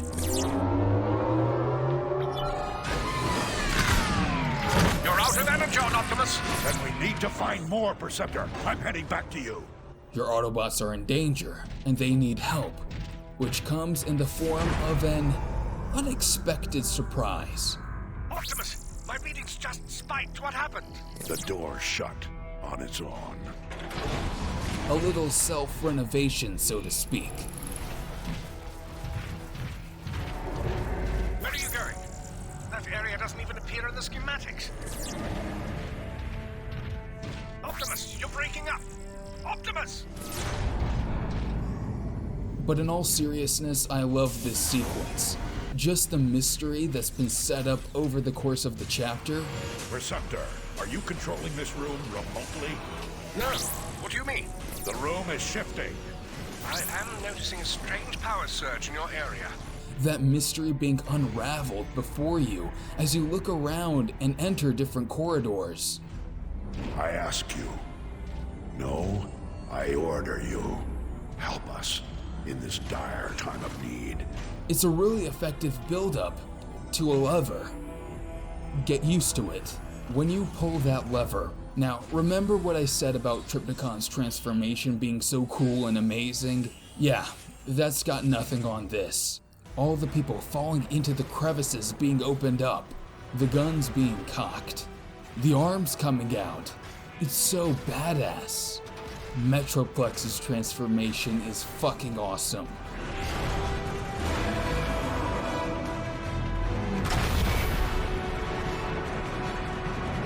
Metroplex heeds the call of the last Prime. And indeed he does heed the call. Optimus, what just happened? Easy, Perceptor. He's one of us. And boy, am I glad he You better is. hurry, Optimus. The the ark's about to come apart. Then let's roll out. Metroplex, the fucking behemoth. His design, his voice. Why do you fire at me? When he's on the battlefield, you don't want to be a Decepticon. What the? Behind us! And with how threatening he is, he's so cute at the same time. He's like your little buddy. Thanks for the assist, Metroplex. You are most welcome. It's extremely wholesome. It's like the prison level in war. When the tide turns, it gives you that boost of serotonin, or, as Optimus puts it,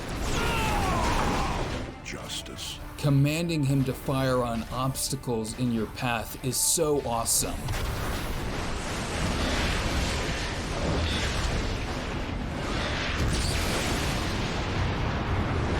You can have him fire on basically anything, even himself. Just don't stay inside the blast radius.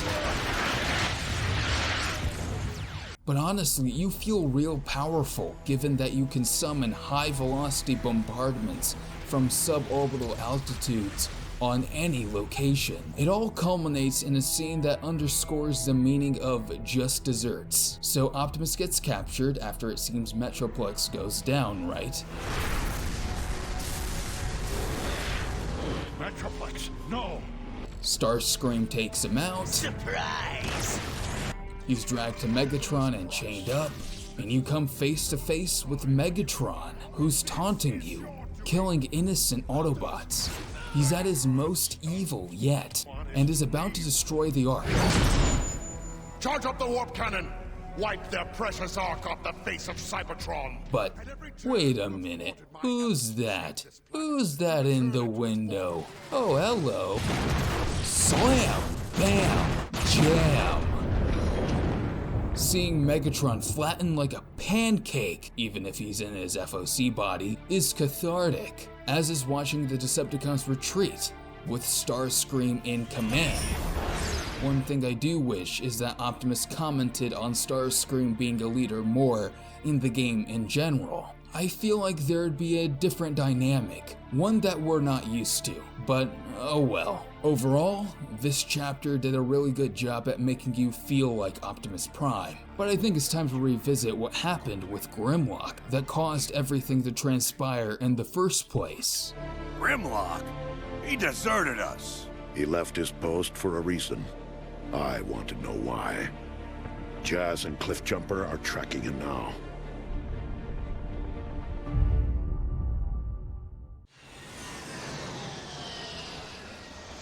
This is as close as I can get to Grimlock's last known location until the rust storm clears up. It'll have to do, Sideswipe. You ready, Cliffjumper? Always.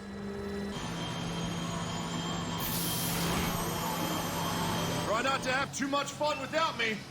All right, just keep your channels open in case the rescuers need some rescuing. The next two chapters are about Jazz and Cliffjumper sneaking into the Sea of Rust to find Grimlock's team.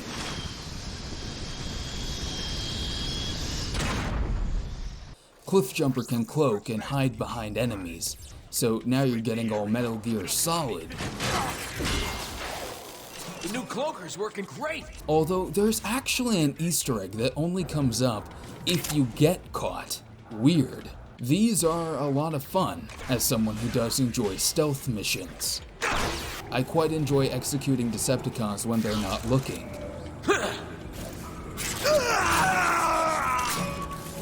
I evaded detection longer than any other Autobot. Me, the Invisible Scout, I held my own for many cycles. But Decepticons are tireless, and I, running low on Energon, was not. Time has no meaning to an Autobot in stasis. No meaning at all.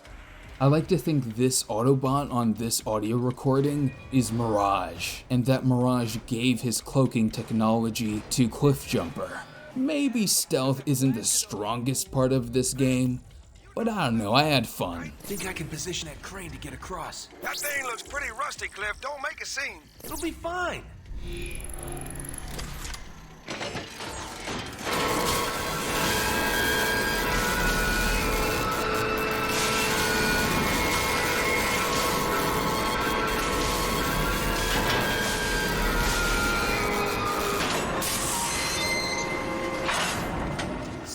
Yeah, that wasn't loud at all. Although the stealth becomes harder when they introduce these guys. Clem, you there? I'm in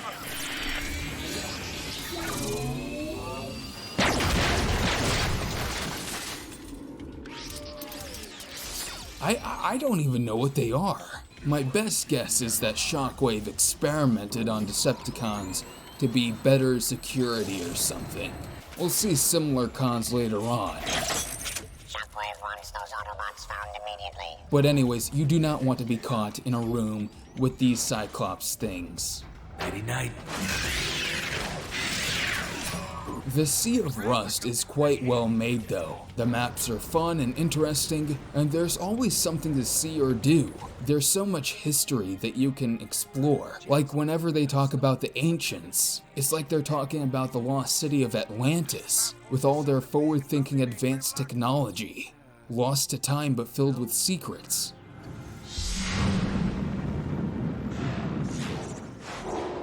Jazz, you should see this place.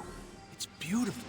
Every location is visually interesting and different from the other locations. The diversity makes for some strong imagery.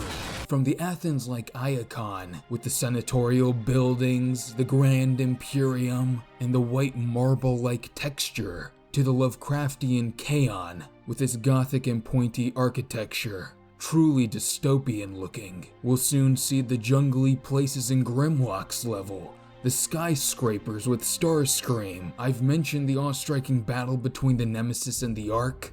And finally, here, the coarse and rough Sea of Rust, the reds and the yellows giving off that sandy atmosphere. Fall of Cybertron shows that darkness doesn't deny vibrance. Eventually, you switch places with Jazz. He's more agile and snipey. He shoots, he scores, grappling from one side to the other. The levels are designed for you to be able to grapple long distances, make your shot, move to the other side, shoot, grapple, shoot, grapple. Coming with me. Whoa, Jazz is like Spider-Man. Also, I enjoy Jazz and Cliffjumper's camaraderie.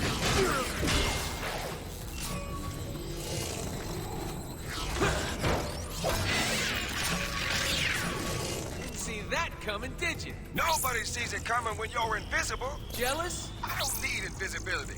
I'm that good. They're a perfect match for each other, truly friends to the end. Which reminds me, there's this one part where you save Jazz right, but if you stand back, you can let him die. Seriously, buddy? Anytime now? Too late. But seriously, the fact that you want to spend time with these characters is the biggest source of strength in these games. I know I'm harping on it, and I will continue to do so, but even if these games aren't necessarily changing the landscape of what it means to be a video game, I think they're very good, in large part due to the fact that you want to spend time with these characters. And one of those characters is Shockwave. You're wasting too much time on your experiments, Shockwave. Predictably, you do not understand the true value of this tower. In this level, you come across his Insecticon experiments. Don't get all jumpy. They're in stasis. I really hate this. And these are the guys that Jazz has to fight. And by the way, it's not just the three main ones from G1. You get all sorts of different types. Flyers, spitters, big ones, small ones, a number of creepy crawlies. Shockwave, by the way, is voiced by Steve Bloom. I think he's excellent as Shockers. There is a theory I saw on TF Wiki where the narrations that precede every level in War are actually him recounting the events of that game. This is also backed up by the fact that he played Shockwave in the DS game. I like that theory. It's an in-universe explanation for the Victor Caroli style narration like you'd see in the original show. Mega Supreme has fallen. There's this one part I find funny where Cliffjumper is sneaking up on Shockwave while he's talking with Starscream, who is literally looking straight at him. I like to think that maybe Starscream was pondering if he should let Cliff jump him. Fools, you've ruptured the fuel lines. I must repair it. Insecticons, deal with the Autobots. Insecticons? I'll deal with them. The last part of this level is fighting a bunch of Insecticons as they barrel in from each side, pounding on the door and breaking into the battlefield, while Cliffjumper's locked inside his safety bubble. Lucky us. Being swarmed by all these bugs is a bit of a rush, and so is blowing up this wall to make your quick and daring escape. Just hope you don't die.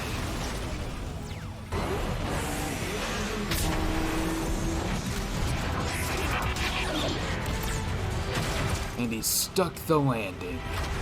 Sideswipe, get us out of here! After Cliff and Jazz put an end to his operation, though, they contact Autobot headquarters, informing Prime of a large amount of Energon that they could use to power the Ark. We got big news. An entire reservoir of pure Energon? By the looks of it, there's enough here to power the Ark and get us off Cybertron.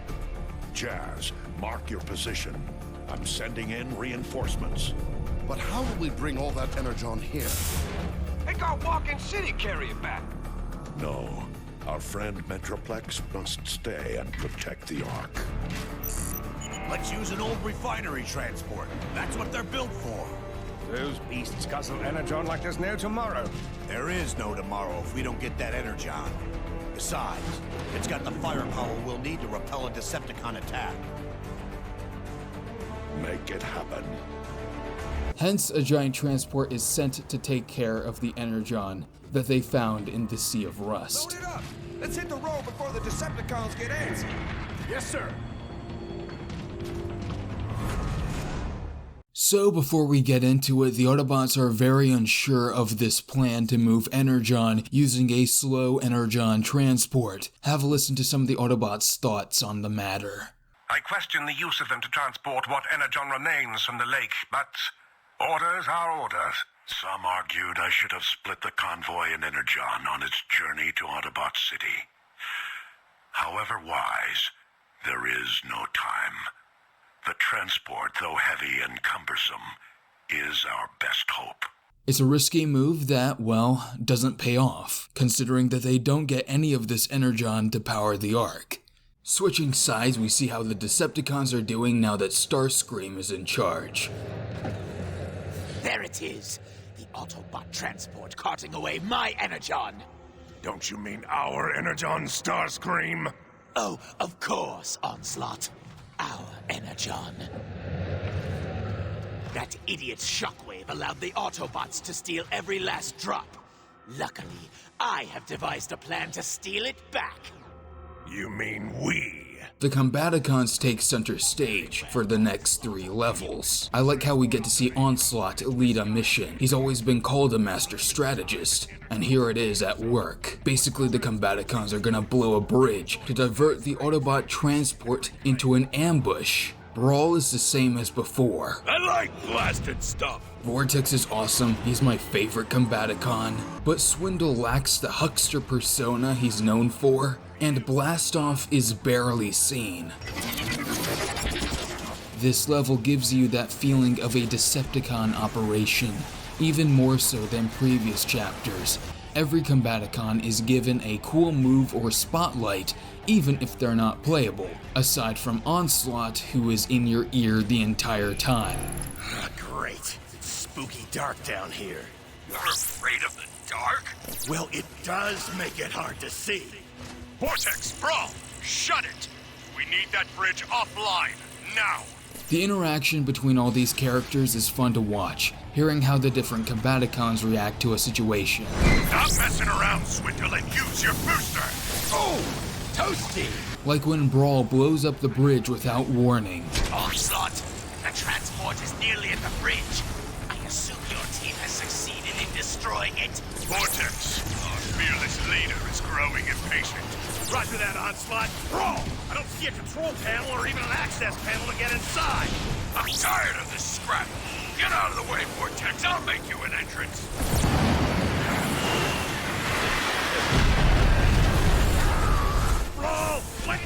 do that to begin with? Stop jabbering and get in there!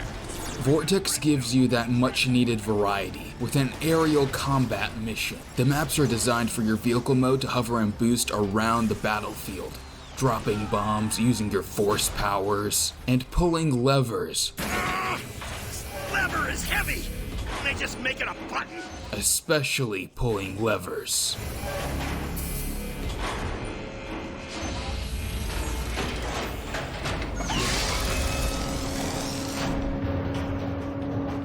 Nuts and bolts! This looks like trouble! As I said, the combat in this game is more fluid than war. I really enjoy playing this game. Let's talk about the gadgets and doodads you can get. Hey, don't blame me, pal! You were the easy target! Everywhere throughout the level, there's these Teletran 1 consoles that you can buy and upgrade your stuff with. So, I didn't really talk about the guns of war because they were simple, not really interesting to talk about. There are guns that shoot fast, shotguns, guns that charge up, guns that shoot rockets, and guns that snipe. Not bad, but not very special. It's a lot of the standard stuff. In Fall, the weapon types are more interesting. A lot of them are the same standard stuff, so I won't go over those, but here's some of the other cooler weapons. There's the corrosive slime gun that shoots out this goo that infects people over time.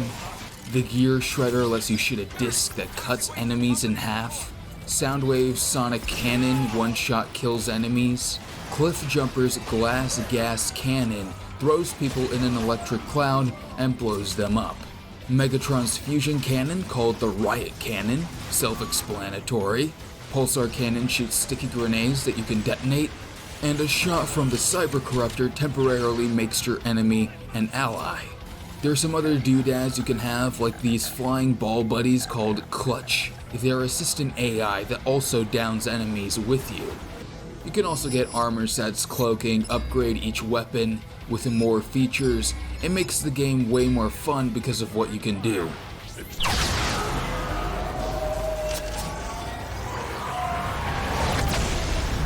Swindle's level has you getting onto the transport and trying to stop it in its tracks, while dealing with all sorts of Autobot resistance on the ground and in the air.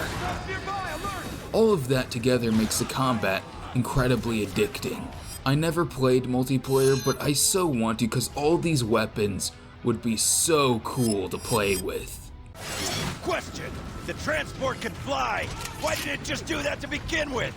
Probably takes a lot of energy to float that hunk of junk. Really? Because if you calculate its total mass and... Focus, Swindle! Turns out Swindle is a math nerd. I guess it comes in handy for calculating profits. This whole chapter, we get to see how Starscream is an incredibly incompetent leader. And so, Onslaught has to salvage his operation.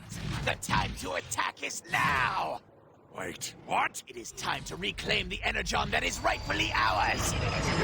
Attack! Attack! Idiot.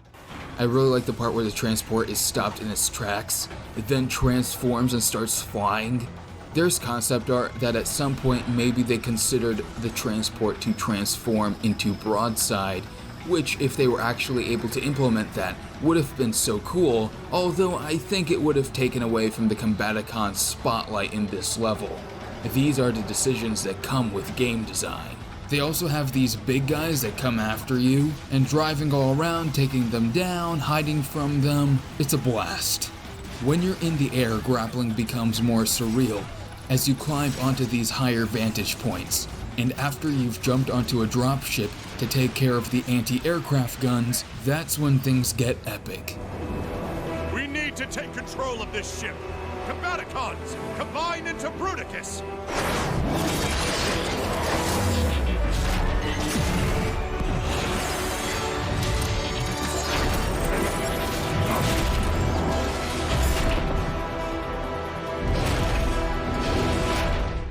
This scene always gave me chills. It still does to this day. Transformations are so fucking cool. Hell yeah. The power of Bruticus. Smash, flame, destroy. Every Autobot is running underneath you, thinking they can hurt you. It's like watching ants scurry and flee. You truly are unstoppable. It's not long, but that's what I like about Fall. It's paced very well. You gotta do something right up until the point you get a bit tired of it. It has more even pacing. So once you've exhausted Bruticus on the exhaust, you get a really awesome scene that shows how dangerous the Combaticons are, while Onslaught walks up to the control panel.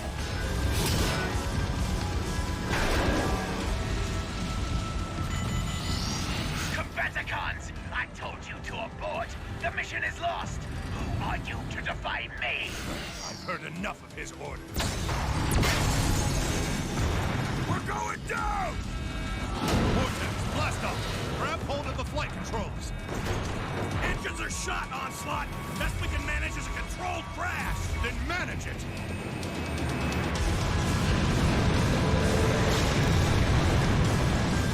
We're too steep! Pull up! I'm trying! Brace yourselves!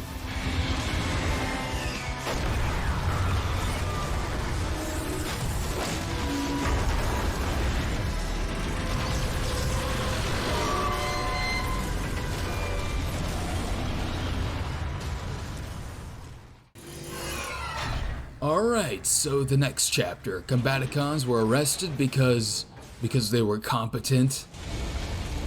Congratulations, Onslaught. As a result of your failure to obey my orders, you and your Combaticons destroyed half of the Energon supply in that crash. Kidding, Starscream? The Autobots would have taken it all. My team salvaged an operation that you screwed up from the get-go. No one addresses the leader of the Decepticons in such a manner. Arrest them! So yeah, everyone's sick of Starscream. I'm in no hurry to please Starscream. So far, his leadership has been a complete disaster. An inconspicuous alien Walkman, probably playing some tunes. Which reminds me, this is a great time to mention that the musical score for both War and Fall is severely underrated. War had this grungy rock soundtrack. It's this coarse guitar sound that sounds messy and dirty. It's violence personified through the music. Fall, on the other hand, is sadder yet more epic. The end of days with a desire for hope on the other side fits this game to a T. It's a huge part of the reason I enjoy the game so much. Audio can make or break a game, so the voices and the music and the sound design all work cohesively in sync and enhances the visuals we see on screen. I really like the transformation sound, for example. All the frequency information to get that transform sound is it's in there. So it's just about carving it out. You take that source and get something like that.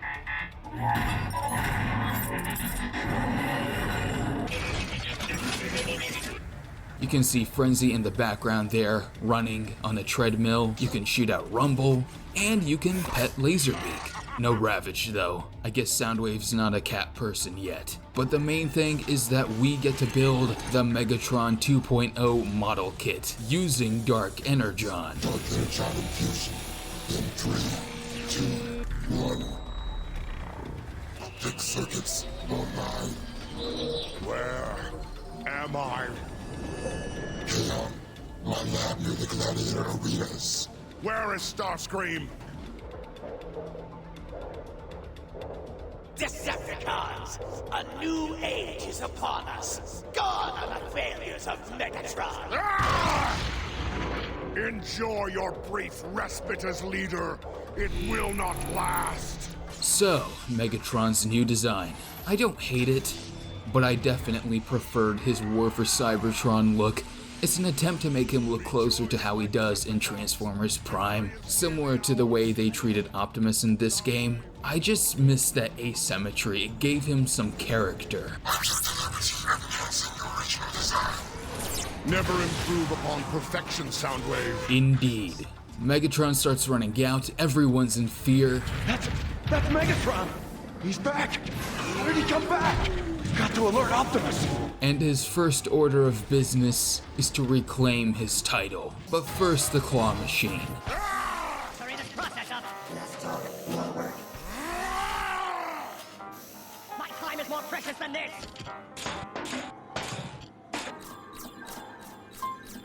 But the main course is once you get on the elevator, you get to see a recreation of the '86 movie. Who dares to disrupt my coronation?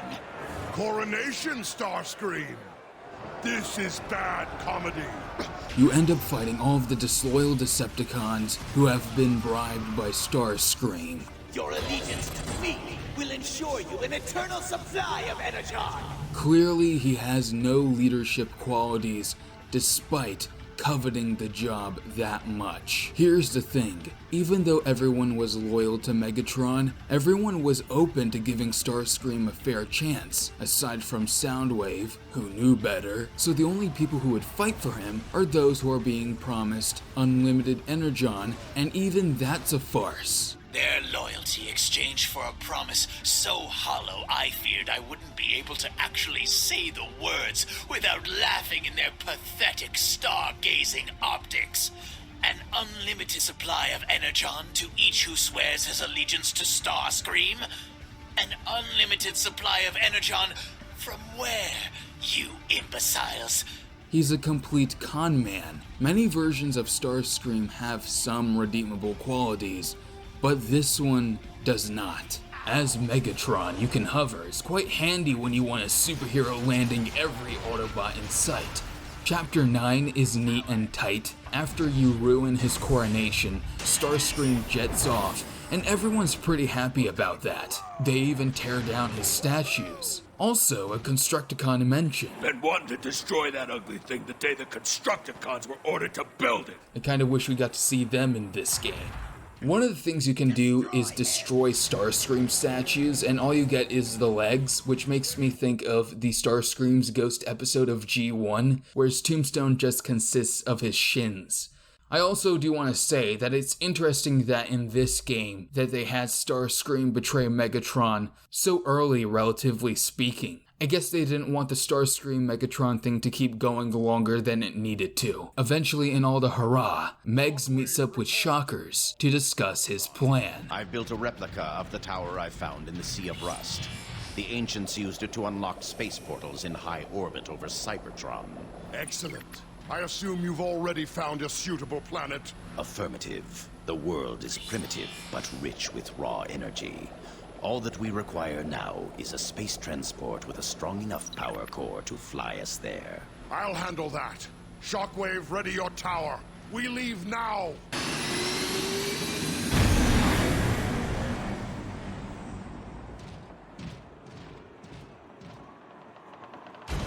I think Chapter 10 is the slowest mission, just a bit of a drag, but not too much. Your goal is to basically transform Trypticon into the Nemesis after you put all his pieces together, dooming him to an eternity as your spaceship. But as Megatron, you're so powerful, destroying enemies in your path, hearing the Autobots fear as they learn Megatron has returned. It's Megatron. Functions. Run, Autobots! Megatron lives! I love that this is just a playground for Megatron. There's not as much story interspersed in the chapter, but that's fine. Taking down turrets, hovering around, blowing passerby up, it's all fun. All the while your Decepticons assist you as you push forward. There's this one part where you have to just kinda take on waves upon waves of enemies. What is interesting to point out is that the Autobots have won Trypticon's husk in a big battle, and now are siphoning it for Energon. You can hear Ratchet is troubled by this. Has Optimus witnessed firsthand the sight of Trypticon disassembled, pulled from limb to limb? His still living carcass slowly bled dry by our leeching tubes. Does war give us the right to live like parasites off our fallen enemies? I am hopeful that those wiser than me see issues such as this more clearly than I. Ratchet is the one who will do a lot of the philosophizing and pontificating in this game. Opinions are a very quick way to show that a character has personality. Their thoughts and feelings allow us to see their mindset and make them more well-rounded as a character. As for what Ratchet is saying, I do think that because Trypticon killed so many Autobots, I don't think the Autobots are wrong to quote-unquote live like parasites off of his Energon. But that doesn't mean there's no ethical quandary to it all, because Trypticon is a living being, and it's an interesting debate to see if whether the Autobot should respect his freedom as well, considering Trypticon didn't respect the Autobots' freedom. I guess it's time to talk about the journey Megatron has been on up until this point. He's getting worse and worse and worse. There was a time where he thought he was bringing Cybertron back to a new golden age, but those days are long gone. There are reports on the battlefield that Megatron is alive. Are the reports confirmed? Here's your confirmation. Megatron, you're functional. Never felt better, Prime. If you're here for Trypticon's power core, then your cause is as desperate as ours. End your aggression. We can work together. Your pathetic ideals have turned Cybertron into the barren wasteland it has become. You are the cause. I am the solution. You deserve no less than the oblivion I will bring to you.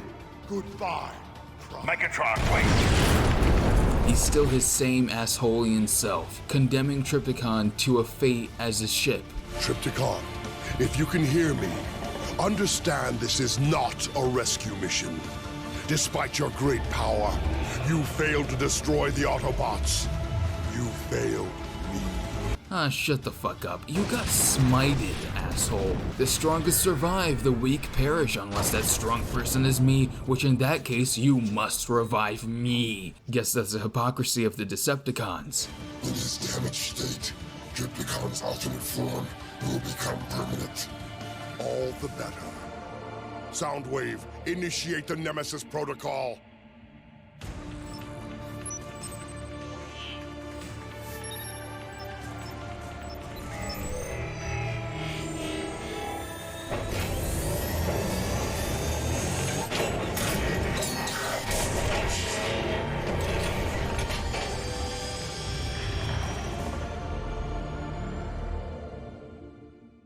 So Megatron is occupied, so we can cut back to see what Shockwave is doing in the meantime. The next level is a rather fun one. We get to play as a normal Decepticon trooper. High Moon is really good at Easter eggs. You can go around, see what this rando thinks of stuff. All hail Megatron. Long live Megatron! You can see how people treat him. That server isn't gonna fix itself! Check it out! It's funny, it gives the game a bit of character. Starscream is a wanted criminal and traitor. If you have any information regarding his current whereabouts, contact Command immediately. Nah, if it's Starscream, he's a joke. Then you go downstairs to see what's going on, and Starscream's ghost haunts the facility. Nah, he just cloaked. Whoa! If you just wait here, you can hear all of this trooper's dialogue. Who's there? I sat here for quite a while. He was my best friend! Yes, I actually sat there and listened to as much of what I could of what the Decepticon trooper was crying about. But now you control Starscream, and you can do all of the same things. When I'm back in charge, naps will become law. He's got my vote. Well, that was pleasant. Once you're done with all that, you have to get inside the main tower by blowing up all these other terminals. And on the way, you can get your little gift. You can get your crown. Yes, all shall fall before me! It's a quick but memorable section where we can fly around for a bit, sneak around, kicking cons in the balls, throw bombs. You can get inside and see someone intriguing. This is the last time you'll see old Screamer, so let's reflect on how far he's fallen. He used to be an Autobot Sky Commander, he wanted power of Dark Energon, so he gave all that up and turned his life upside down.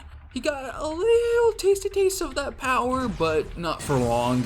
And he showed how bad he would be at it. Which is a far cry from other versions where they show him being actually a pretty competent leader, even with all of his egotistical quirks. But here, no, he's just incompetent. He ditched a good gig and ended up killing so many Autobots, and it was worth nothing for him in the end. And you know what? I think he gets everything that's coming to him. After planting one more det pack, You picked on the wrong... Starscream comes face to face with Grimlock, being held prisoner by Shockwave. But Starscream cannot resist being an inconsiderate asshole. I bet you're just chomping at the bit to pay him back. But what is a Grimlock to do? Surely Optimus has written you off, and you're entirely too stupid to think for yourself. Pathetic. You will swear your allegiance to me. You will do my bidding, and in turn, I will set you free. And for that, he gets his noggin tossed into a console. No thanks. I'll free myself. Wait! Not the face! Not the face! I don't imagine Grimlock killed him, although he might be if I were to take this as its own story. I don't know, I feel like it would be kind of a good ending for his character. He's been shown to be a ruthless monster throughout this entire game, and given his embarrassment, humiliation, and exile, I don't imagine Starscream having a dignified ending to his life. And now we're back to playing as the Autobots, specifically Grimlock. I don't know if this is the first version of Grimlock that's been created by Shockwave, but I do think that High Moon did a lot new with this character nevertheless. Like his comic counterpart, he's not dumb. He just has a hard time putting what he has to say into words. Nothing feels right. Hard to think. The Grimlock that you'll hear in the final product is, you know, his speech it comes out of, he's frustrated, right? He wants to be able to speak the way that he did before, right? He wants to be able to command the way that he did before, and it just enhances his rage. Yeah, I kind of think about Grimlock kind of as a person who has a really bad stutter, right? That doesn't mean there's anything wrong with their ability to think. It's just hard to get the words out sometimes, and that's the way I kind of think about Grimlock. Shockwave saw how powerful he was, so to reciprocate that, he experimented on his mind to make him more dim-witted. He has trouble communicating how angry he is in words, so the language he chooses is violence. It's a real flowers for Algernon tragic story here. Grimlock is a force to be reckoned with. Watching as the Decepticons flee like little ants, he just slices through everyone with every swipe of his sword. You can grab and throw explosives and even other enemies. You could toss the barrels at bad guys, or you could toss the enemies to who knows where. You can also do these executions where you can thrust your blade into a bad guy and go all commando on them. Executing the little guys running around builds your rage meter more and more. Grimlock. What the hell is going on here? When you meet Kickback, you unlock the ability to transform. Tear you apart, just like we did in the Sea of Rust.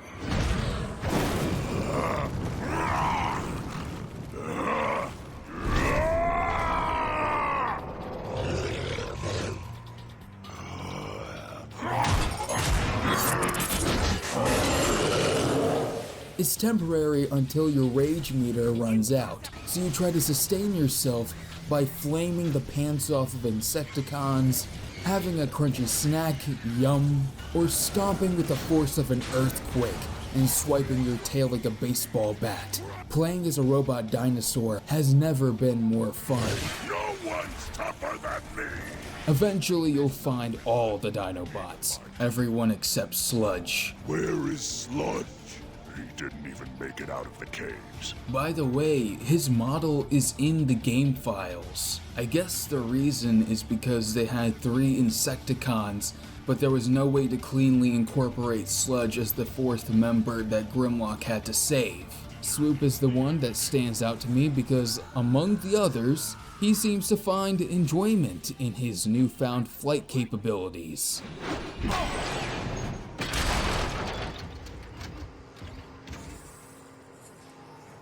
How'd you do that? Don't know, but I like it.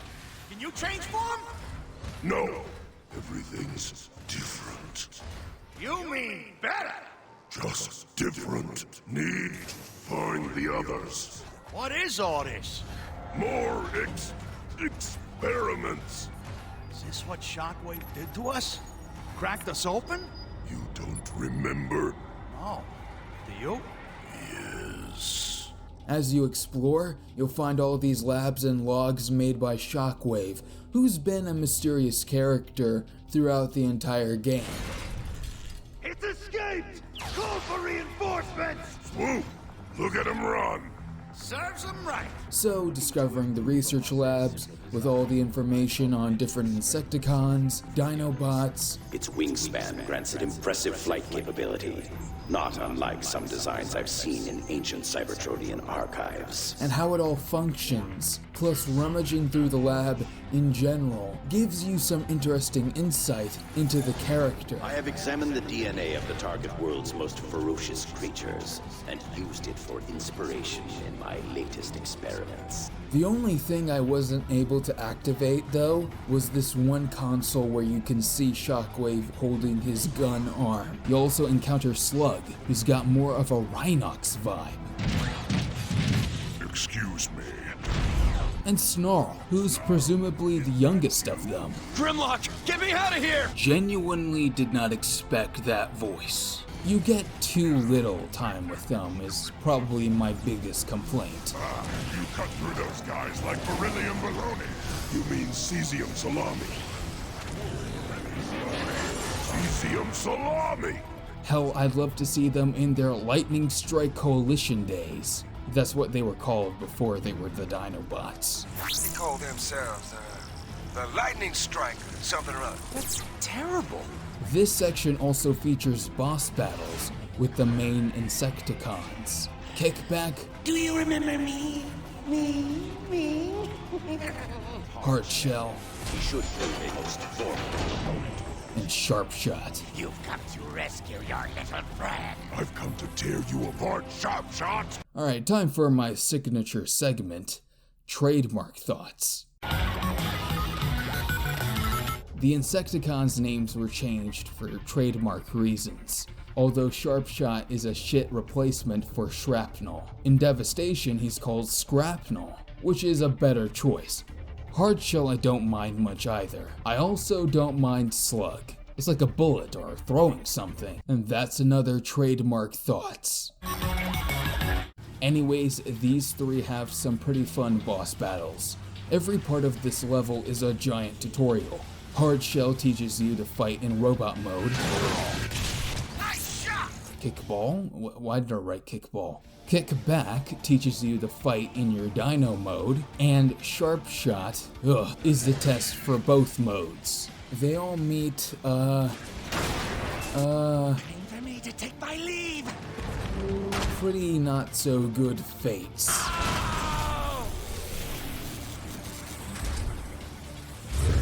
Stay away from me! You stay away! Oh shit, I think he's dead. Now, that's all fun and games. The main crux of everything comes down to what happens next. Shockwave's activated his portal, and despite Grimlock's protests, Slug lets Optimus know. Grimlock, is that you? One of the key aspects of Fall's story is the relationship between Optimus and Grimlock, which is at its best here. Optimus is concerned with saving people, while Grimlock is concerned with defeating an enemy. Their priorities are different, and that's why they butt heads. We will face this together. You're weak, Optimus. You run when you should fight. I'm taking the space bridge down. Grimlock, wait. Okay, so this has been a Grimlock sucks segment so far, and he is my favorite character, so let's be clear about his positives as well. Grimlock is an Autobot first and foremost. He leaves no one behind. His issue isn't that he's a bad person, but that his rage is insurmountable. Grimlock's unfettered anger represents as much danger for the Autobots as it does for the Decepticons. He's loyal, perhaps loyal to a fault, and part of his anger building up over this chapter was because he was saving his friends from the Insecticons. He's also about defending the innocent. Even though he will disobey Prime, he does agree with him that the tower must be shut down to stop Megatron from plundering another world. We cannot allow Megatron to plunder another world the way he has Cybertron. For once, we agree. But he does have an issue with his pride and his rage, and it's a perfect reason as to why he's not the leader. In another situation, I could imagine this plot as being that Optimus is the ineffective bureaucrat and Grimlock is just the go-getter tough guy to get things done. But the game repudiates that. The game is saying, no, that type of leadership is not what the Autobots need. This is supported by this one prequel comic. It details all the events that happen up until Chapter 2 of Fall of Cybertron. It shows why Grimlock left his post. And you also get to see a first-hand experience of what excruciating pain has been done to him in the experiments to turn him into a Dinobot. You also get to see how powerful Shockwave is, and more dichotomies between Optimus and Grimlock. And it shows a diversity of opinion in the Autobot ranks. Grimlock has a big problem with Optimus's evacuation order. General evacuation? I thought I'd heard it all. Optimus expects us to turn tail and retreat. Not happening. If I turn my tail, it'll be to crush another wave of Decepticons with it. Also, I love hearing Greg Berger voice a more comic-esque Grimlock as opposed to the cartoony one. He sees it as Prime being too weak. While Optimus is frustrated, Grimlock won't see the bigger picture. I like that they added this. It adds more complexity to what's happening in the Autobot ranks. But anyways, the final bit of this chapter is after you get blown away by the wind, you control Swoop, saving Grimlock from being blasted out the window. Crazy. Hey, we Dinobots gotta stick together! Despite Grimlock's strong-headedness, the Dinobots are always gonna be by his side. Swoop's part is very short, with some of the last bits of Dinobot camaraderie when Swoop can't maintain control in the wind. Too much wind! We're going down! Ah! Swoop! Swoop! Coming for you, Shockwave! Now consumed with rage, you charge towards Shockwave, finally hoping to satisfy your hunger. You destroy every enemy in your path. Little guys, leapers, everyone. No one is going to stand in your way on your quest towards revenge. So you charge towards Shockwave. Shockwave, you're finished! But it looks like he has a plan up his sleeve.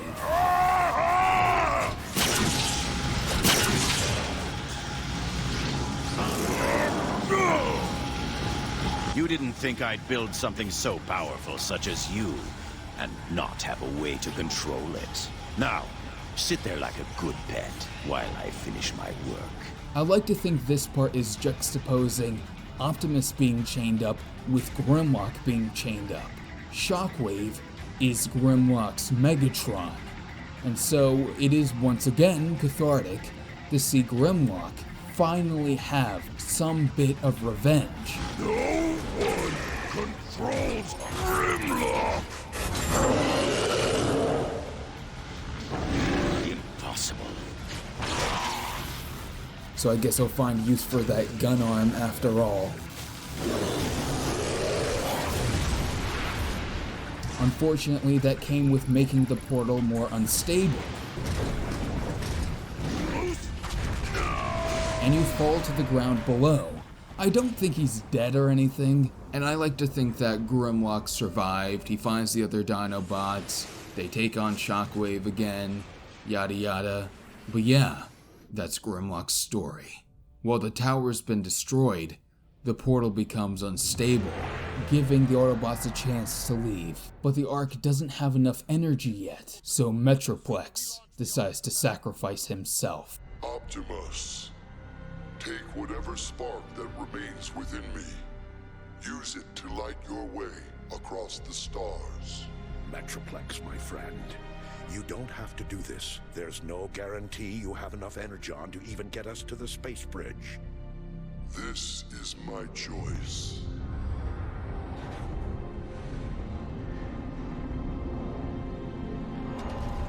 is a bittersweet departure from Cybertron.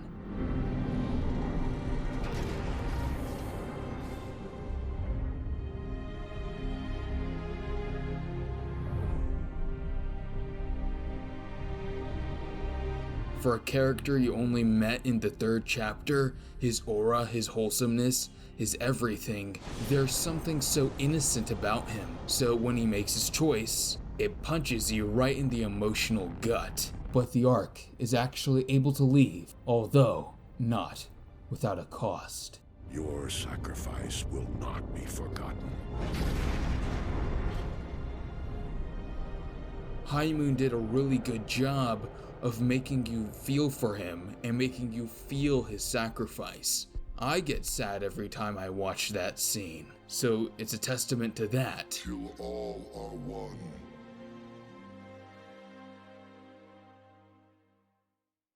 Let's move forward and talk about Chapter 13, Till All Are One. And here we go, the finale, and boy oh boy, it's been a long time coming. We get a switch from side to side, a bit of a highlight reel of what we've done throughout the entire game, tying it all back together here. They're short sections, but it's a really neat way to cap off the story. They give you a second angle to the action that we saw before. Our first section is with Father of the Year, Soundwave, which you saw earlier when B went up the elevator. Soundwave can shoot out Rumble and Laserbeak to handle the other Autobots.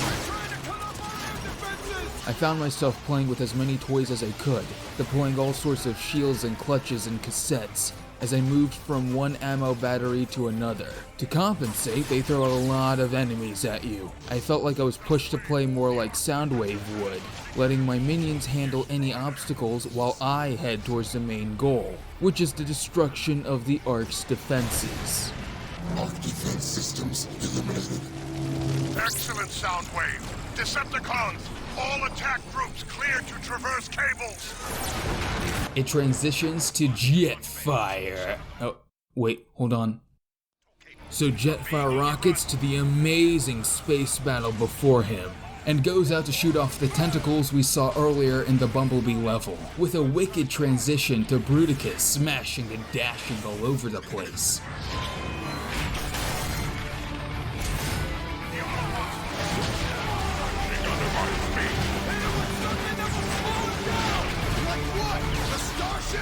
All in an effort to destroy the engine, the destruction of which we felt in Chapter 1. This isn't even fair. Autobots! Bruticus is targeting our fuel tanks! And finally, after all that, Jazz and the aerial bots take down Bruticus. You pass by the corpses and the injured from Bruticus's rampage, racing over to the aerial bots. This is actually the only time you get to see Air Raid in the game, by the way. But anyways, you head into the lion's den. Oh, Bruticus! Well, you are even up there up close. The little Autobot wants to play! Just a flurry of adrenaline passing over you as you avoid his blades, shoot him point blank in the face, and launch airstrike after airstrike after airstrike. He's tough, but not out. One more. You just need one more and... yes! But it all culminates to the final battle between Optimus Prime and Megatron, bringing us back to where we left off.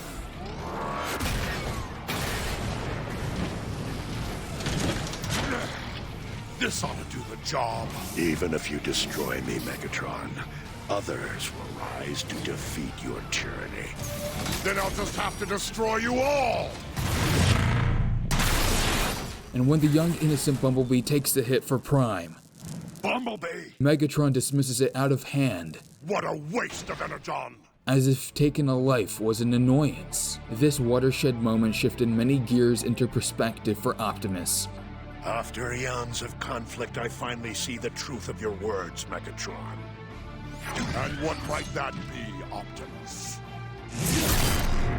This universe, no matter how vast, will never be big enough for you and I to coexist.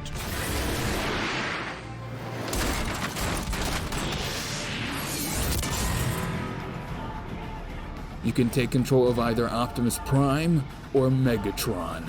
Good or evil. Once you've chosen your champion, the battle commences. Let's finish this! It's simple. It feels like the other character is an actual person in the game, not just an enemy AI, a player character. And it's not just about the combat ahead of you. This fight is about more than just what's happening in this moment. This is the end of the war for Cybertron, and Megatron hopes it'll be the end of the Autobots forever. These two have gone through so much history between them. And that's what War and Fall is about, the relationship between Optimus Prime and Megatron. Megatron, the gladiator who rose in the arenas and became addicted to power like a drug. The one who'd kill their home in an attempt to gain even more control out of some misguided delusion. And Optimus. On the contrary, my friends are the source of my strength. The meek librarian who learned of his own voice and place in the world, responsibility thrusted upon him when he did not ask for it. A burden hardest to bear, someone who's trying to end the fighting and gets turned down at every opportunity. Megatron hates Optimus for his betrayal, him being knighted as a Prime. But I think it's more than that. Megatron worked his way to be as physically powerful as he can be. So to be rejected in favor of a feeble archivist felt insulting. To him, Orion's primehood was clearly a ploy by the High Council, a slight against him. Because obviously Orion wasn't worthy. He was just a librarian. All that talk about fixing Cybertron was BS. He was just using that rhetoric to acquire more power. He had no intention of reform, because if he meant it, it wouldn't matter who was Prime. No, it was all about his pride and his ego and his status, and he believed he deserved to be a Prime, even though his actions have shown the opposite case. Or rather, he actually fit in quite too well with a pre-established pattern. What Megatron overlooked was that Orion's strength lied within his noble spark and his wisdom beyond his years. Optimus rejected his primehood because he felt he wasn't worthy after that moment. That's why he went by Optimus in War for Cybertron. He felt he wasn't worthy until he had to bear that responsibility for the greater good, that he was responsible for breaking their brotherhood, when in reality, Megatron never valued him as a brother, just a means to an end. But Optimus proved himself nevertheless. A legend among the Autobots, Optimus liberated the Chaon prison and led the charge against the Decepticons when Zeta died. Optimus has been tasked with the impossible, and he's been doing pretty damn well considering the circumstances, and most importantly, he tries to reach out to make peace. If I had to describe Prime in this game, he's overwhelmed with the task he's been given, the mission he's been assigned, attempting to end the conflict once and for all. But now he's come to the realization that there is no peace, not with Megatron in the way.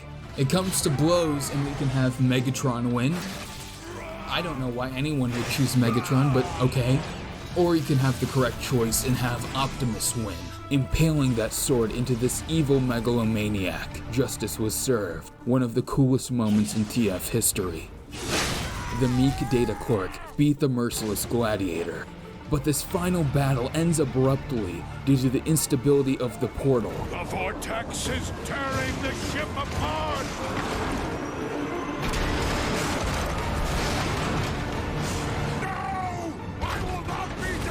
This final cinematic is so epic, music, animation, effects all working in sync. One of the most chilling endings to a video game I've ever seen. We end with both ships being sucked into the portal. Their destination unknown, their fates uncertain. Everything crescendoing at this very moment, closing out the game with a bang.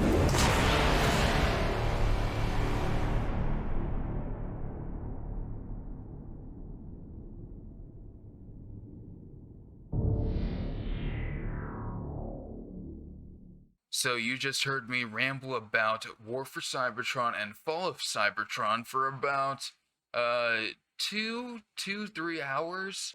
Both games were excellent, and they were incredibly formative in my creative sensibilities, and so I'll probably cherish these games forever. And here's the thing, I first played these games as an adult, so I don't think I'm wearing rose-tinted glasses. They're not the best games in the world or anything, let me just say that, but I unabashedly adore them. I spent part of my first paycheck on these games, so that should tell you something about how much they mean to me.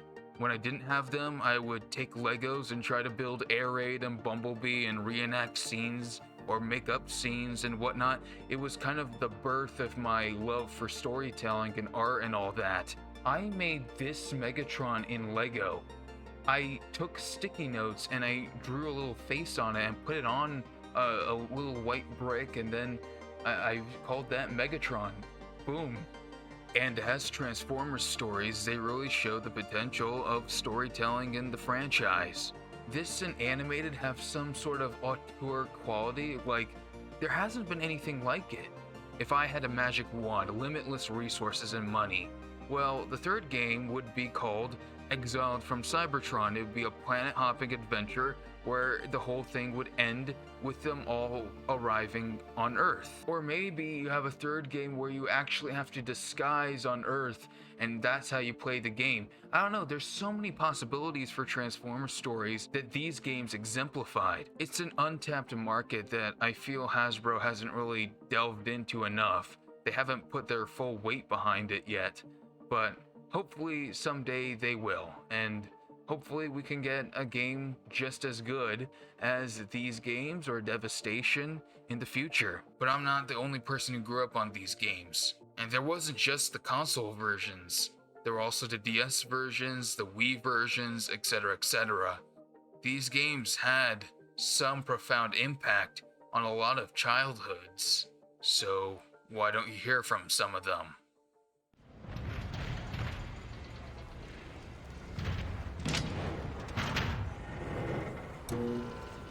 Fall of Cybertron is a game that means a lot to me because I got it for my birthday just around the time I had started getting into Transformers. I can very distinctly remember how my parents bought me this game when we were on a family trip. Back when Fall of Cybertron was coming out, I felt hype over the game even though I had no way of playing it then. I grew up playing the DS War for Cybertron games, never touched the console version. So my first encounter with the Cybertron games was actually at a sibling's birthday party, and I think it had War for Cybertron in. It was really different from everything else I had seen, that being the Michael Bay movies and the G1 cartoon rerunning on Pop at the time. Getting home from school, playing Fall of Cybertron, buying the game on day one as well, but I couldn't even play it until I got back home from holiday. That's how excited I was. One of the fondest memories I have of the Cybertron games is meeting one of my best friends to this day on War for Cybertron. I would say that both War and Fall of Cybertron had an impact on my childhood because I played those games practically religiously as a kid. Like many people who've given their thoughts here, War for Cybertron was a substantial part of my childhood fandom journey. My entry was through the toys and the DS games. One of the things that sticks with me about it the most is the promotional material and the hype around it before the game came out, because I still remember seeing the cover of a Game Informer issue at an airport where you had Optimus holding Bumblebee's corpse. I think my favorite memory of Fall of Cybertron also happens to be my very first memory of Fall of Cybertron.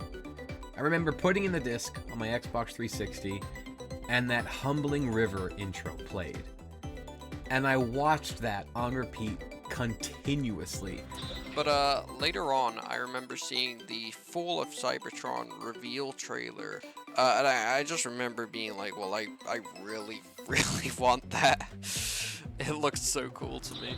This was not the Transformers that I was used to at the time, but this trailer just absolutely captivated me as a kid, and it's just insane how they captured everything that I loved and still love about Transformers all in like a minute and 40 seconds, and even more the fact that I still think about it like 10 years later. The full console versions released alongside 2 DS versions, one for Decepticons and one for Autobots. In my childhood eyes, those were peak DS Transformers gameplay. So for all of 2 weeks, I was just staring at this game in my suitcase, just waiting until we got home in order to play it, and it did not disappoint me in the slightest. Oh yeah, and the game is pretty good too, I guess. They're both the best Transformers games I've ever played, and no other Transformers game, aside from maybe Devastation, has topped them. I'm not privy to the story of the mainline titles, but Prime's characterization in this game is some of the best I've seen in the franchise. You really feel for this guy, being thrown out of his depth into a war he just wants to be over. Of course, years later, when I did get an Xbox, it was like one of the first games on my list, and when I did finally get it, that being Fall of Cybertron, I played the hell out of it. I played it, I think, front to back on easiest to hardest difficulty. I played a lot of that game, and it formed a lot of my earliest memories on the 7th console generation. I remember as a kid just making so many friends online, helping each other out, just having a blast with escalation and multiplayer. Fall of Cybertron for me is just a classic. I'm still playing the game like 10 years on with some really great friends of mine. We still adore this game. It doesn't matter if we're old and grey now. Like, honestly, I remember back when I was a kid, I would just grind and grind. I love the gameplay, the art style, sandbox, and the stories in both games. The multiplayer was real fun too. So finally, for me to see that 100% on the load screen for that game after nearly a decade was just one of the best feelings I've ever had with a game. The combat had been refined to near perfection. The levels were much more linear than most were used to, but the atmosphere was unlike anything seen in the previous games. Definitely eager to get back and play them again someday, along with the full versions eventually. Another one I can remember is the map room with Cliffjumper, and you see the planets surrounding the room. That was just as, like, visually stunning as the opening scene. One thing I think Fall of Cybertron does really well is its scenario building, as like in terms of like narrative levels and on a gameplay level. I think the best example of this is with the Combaticons.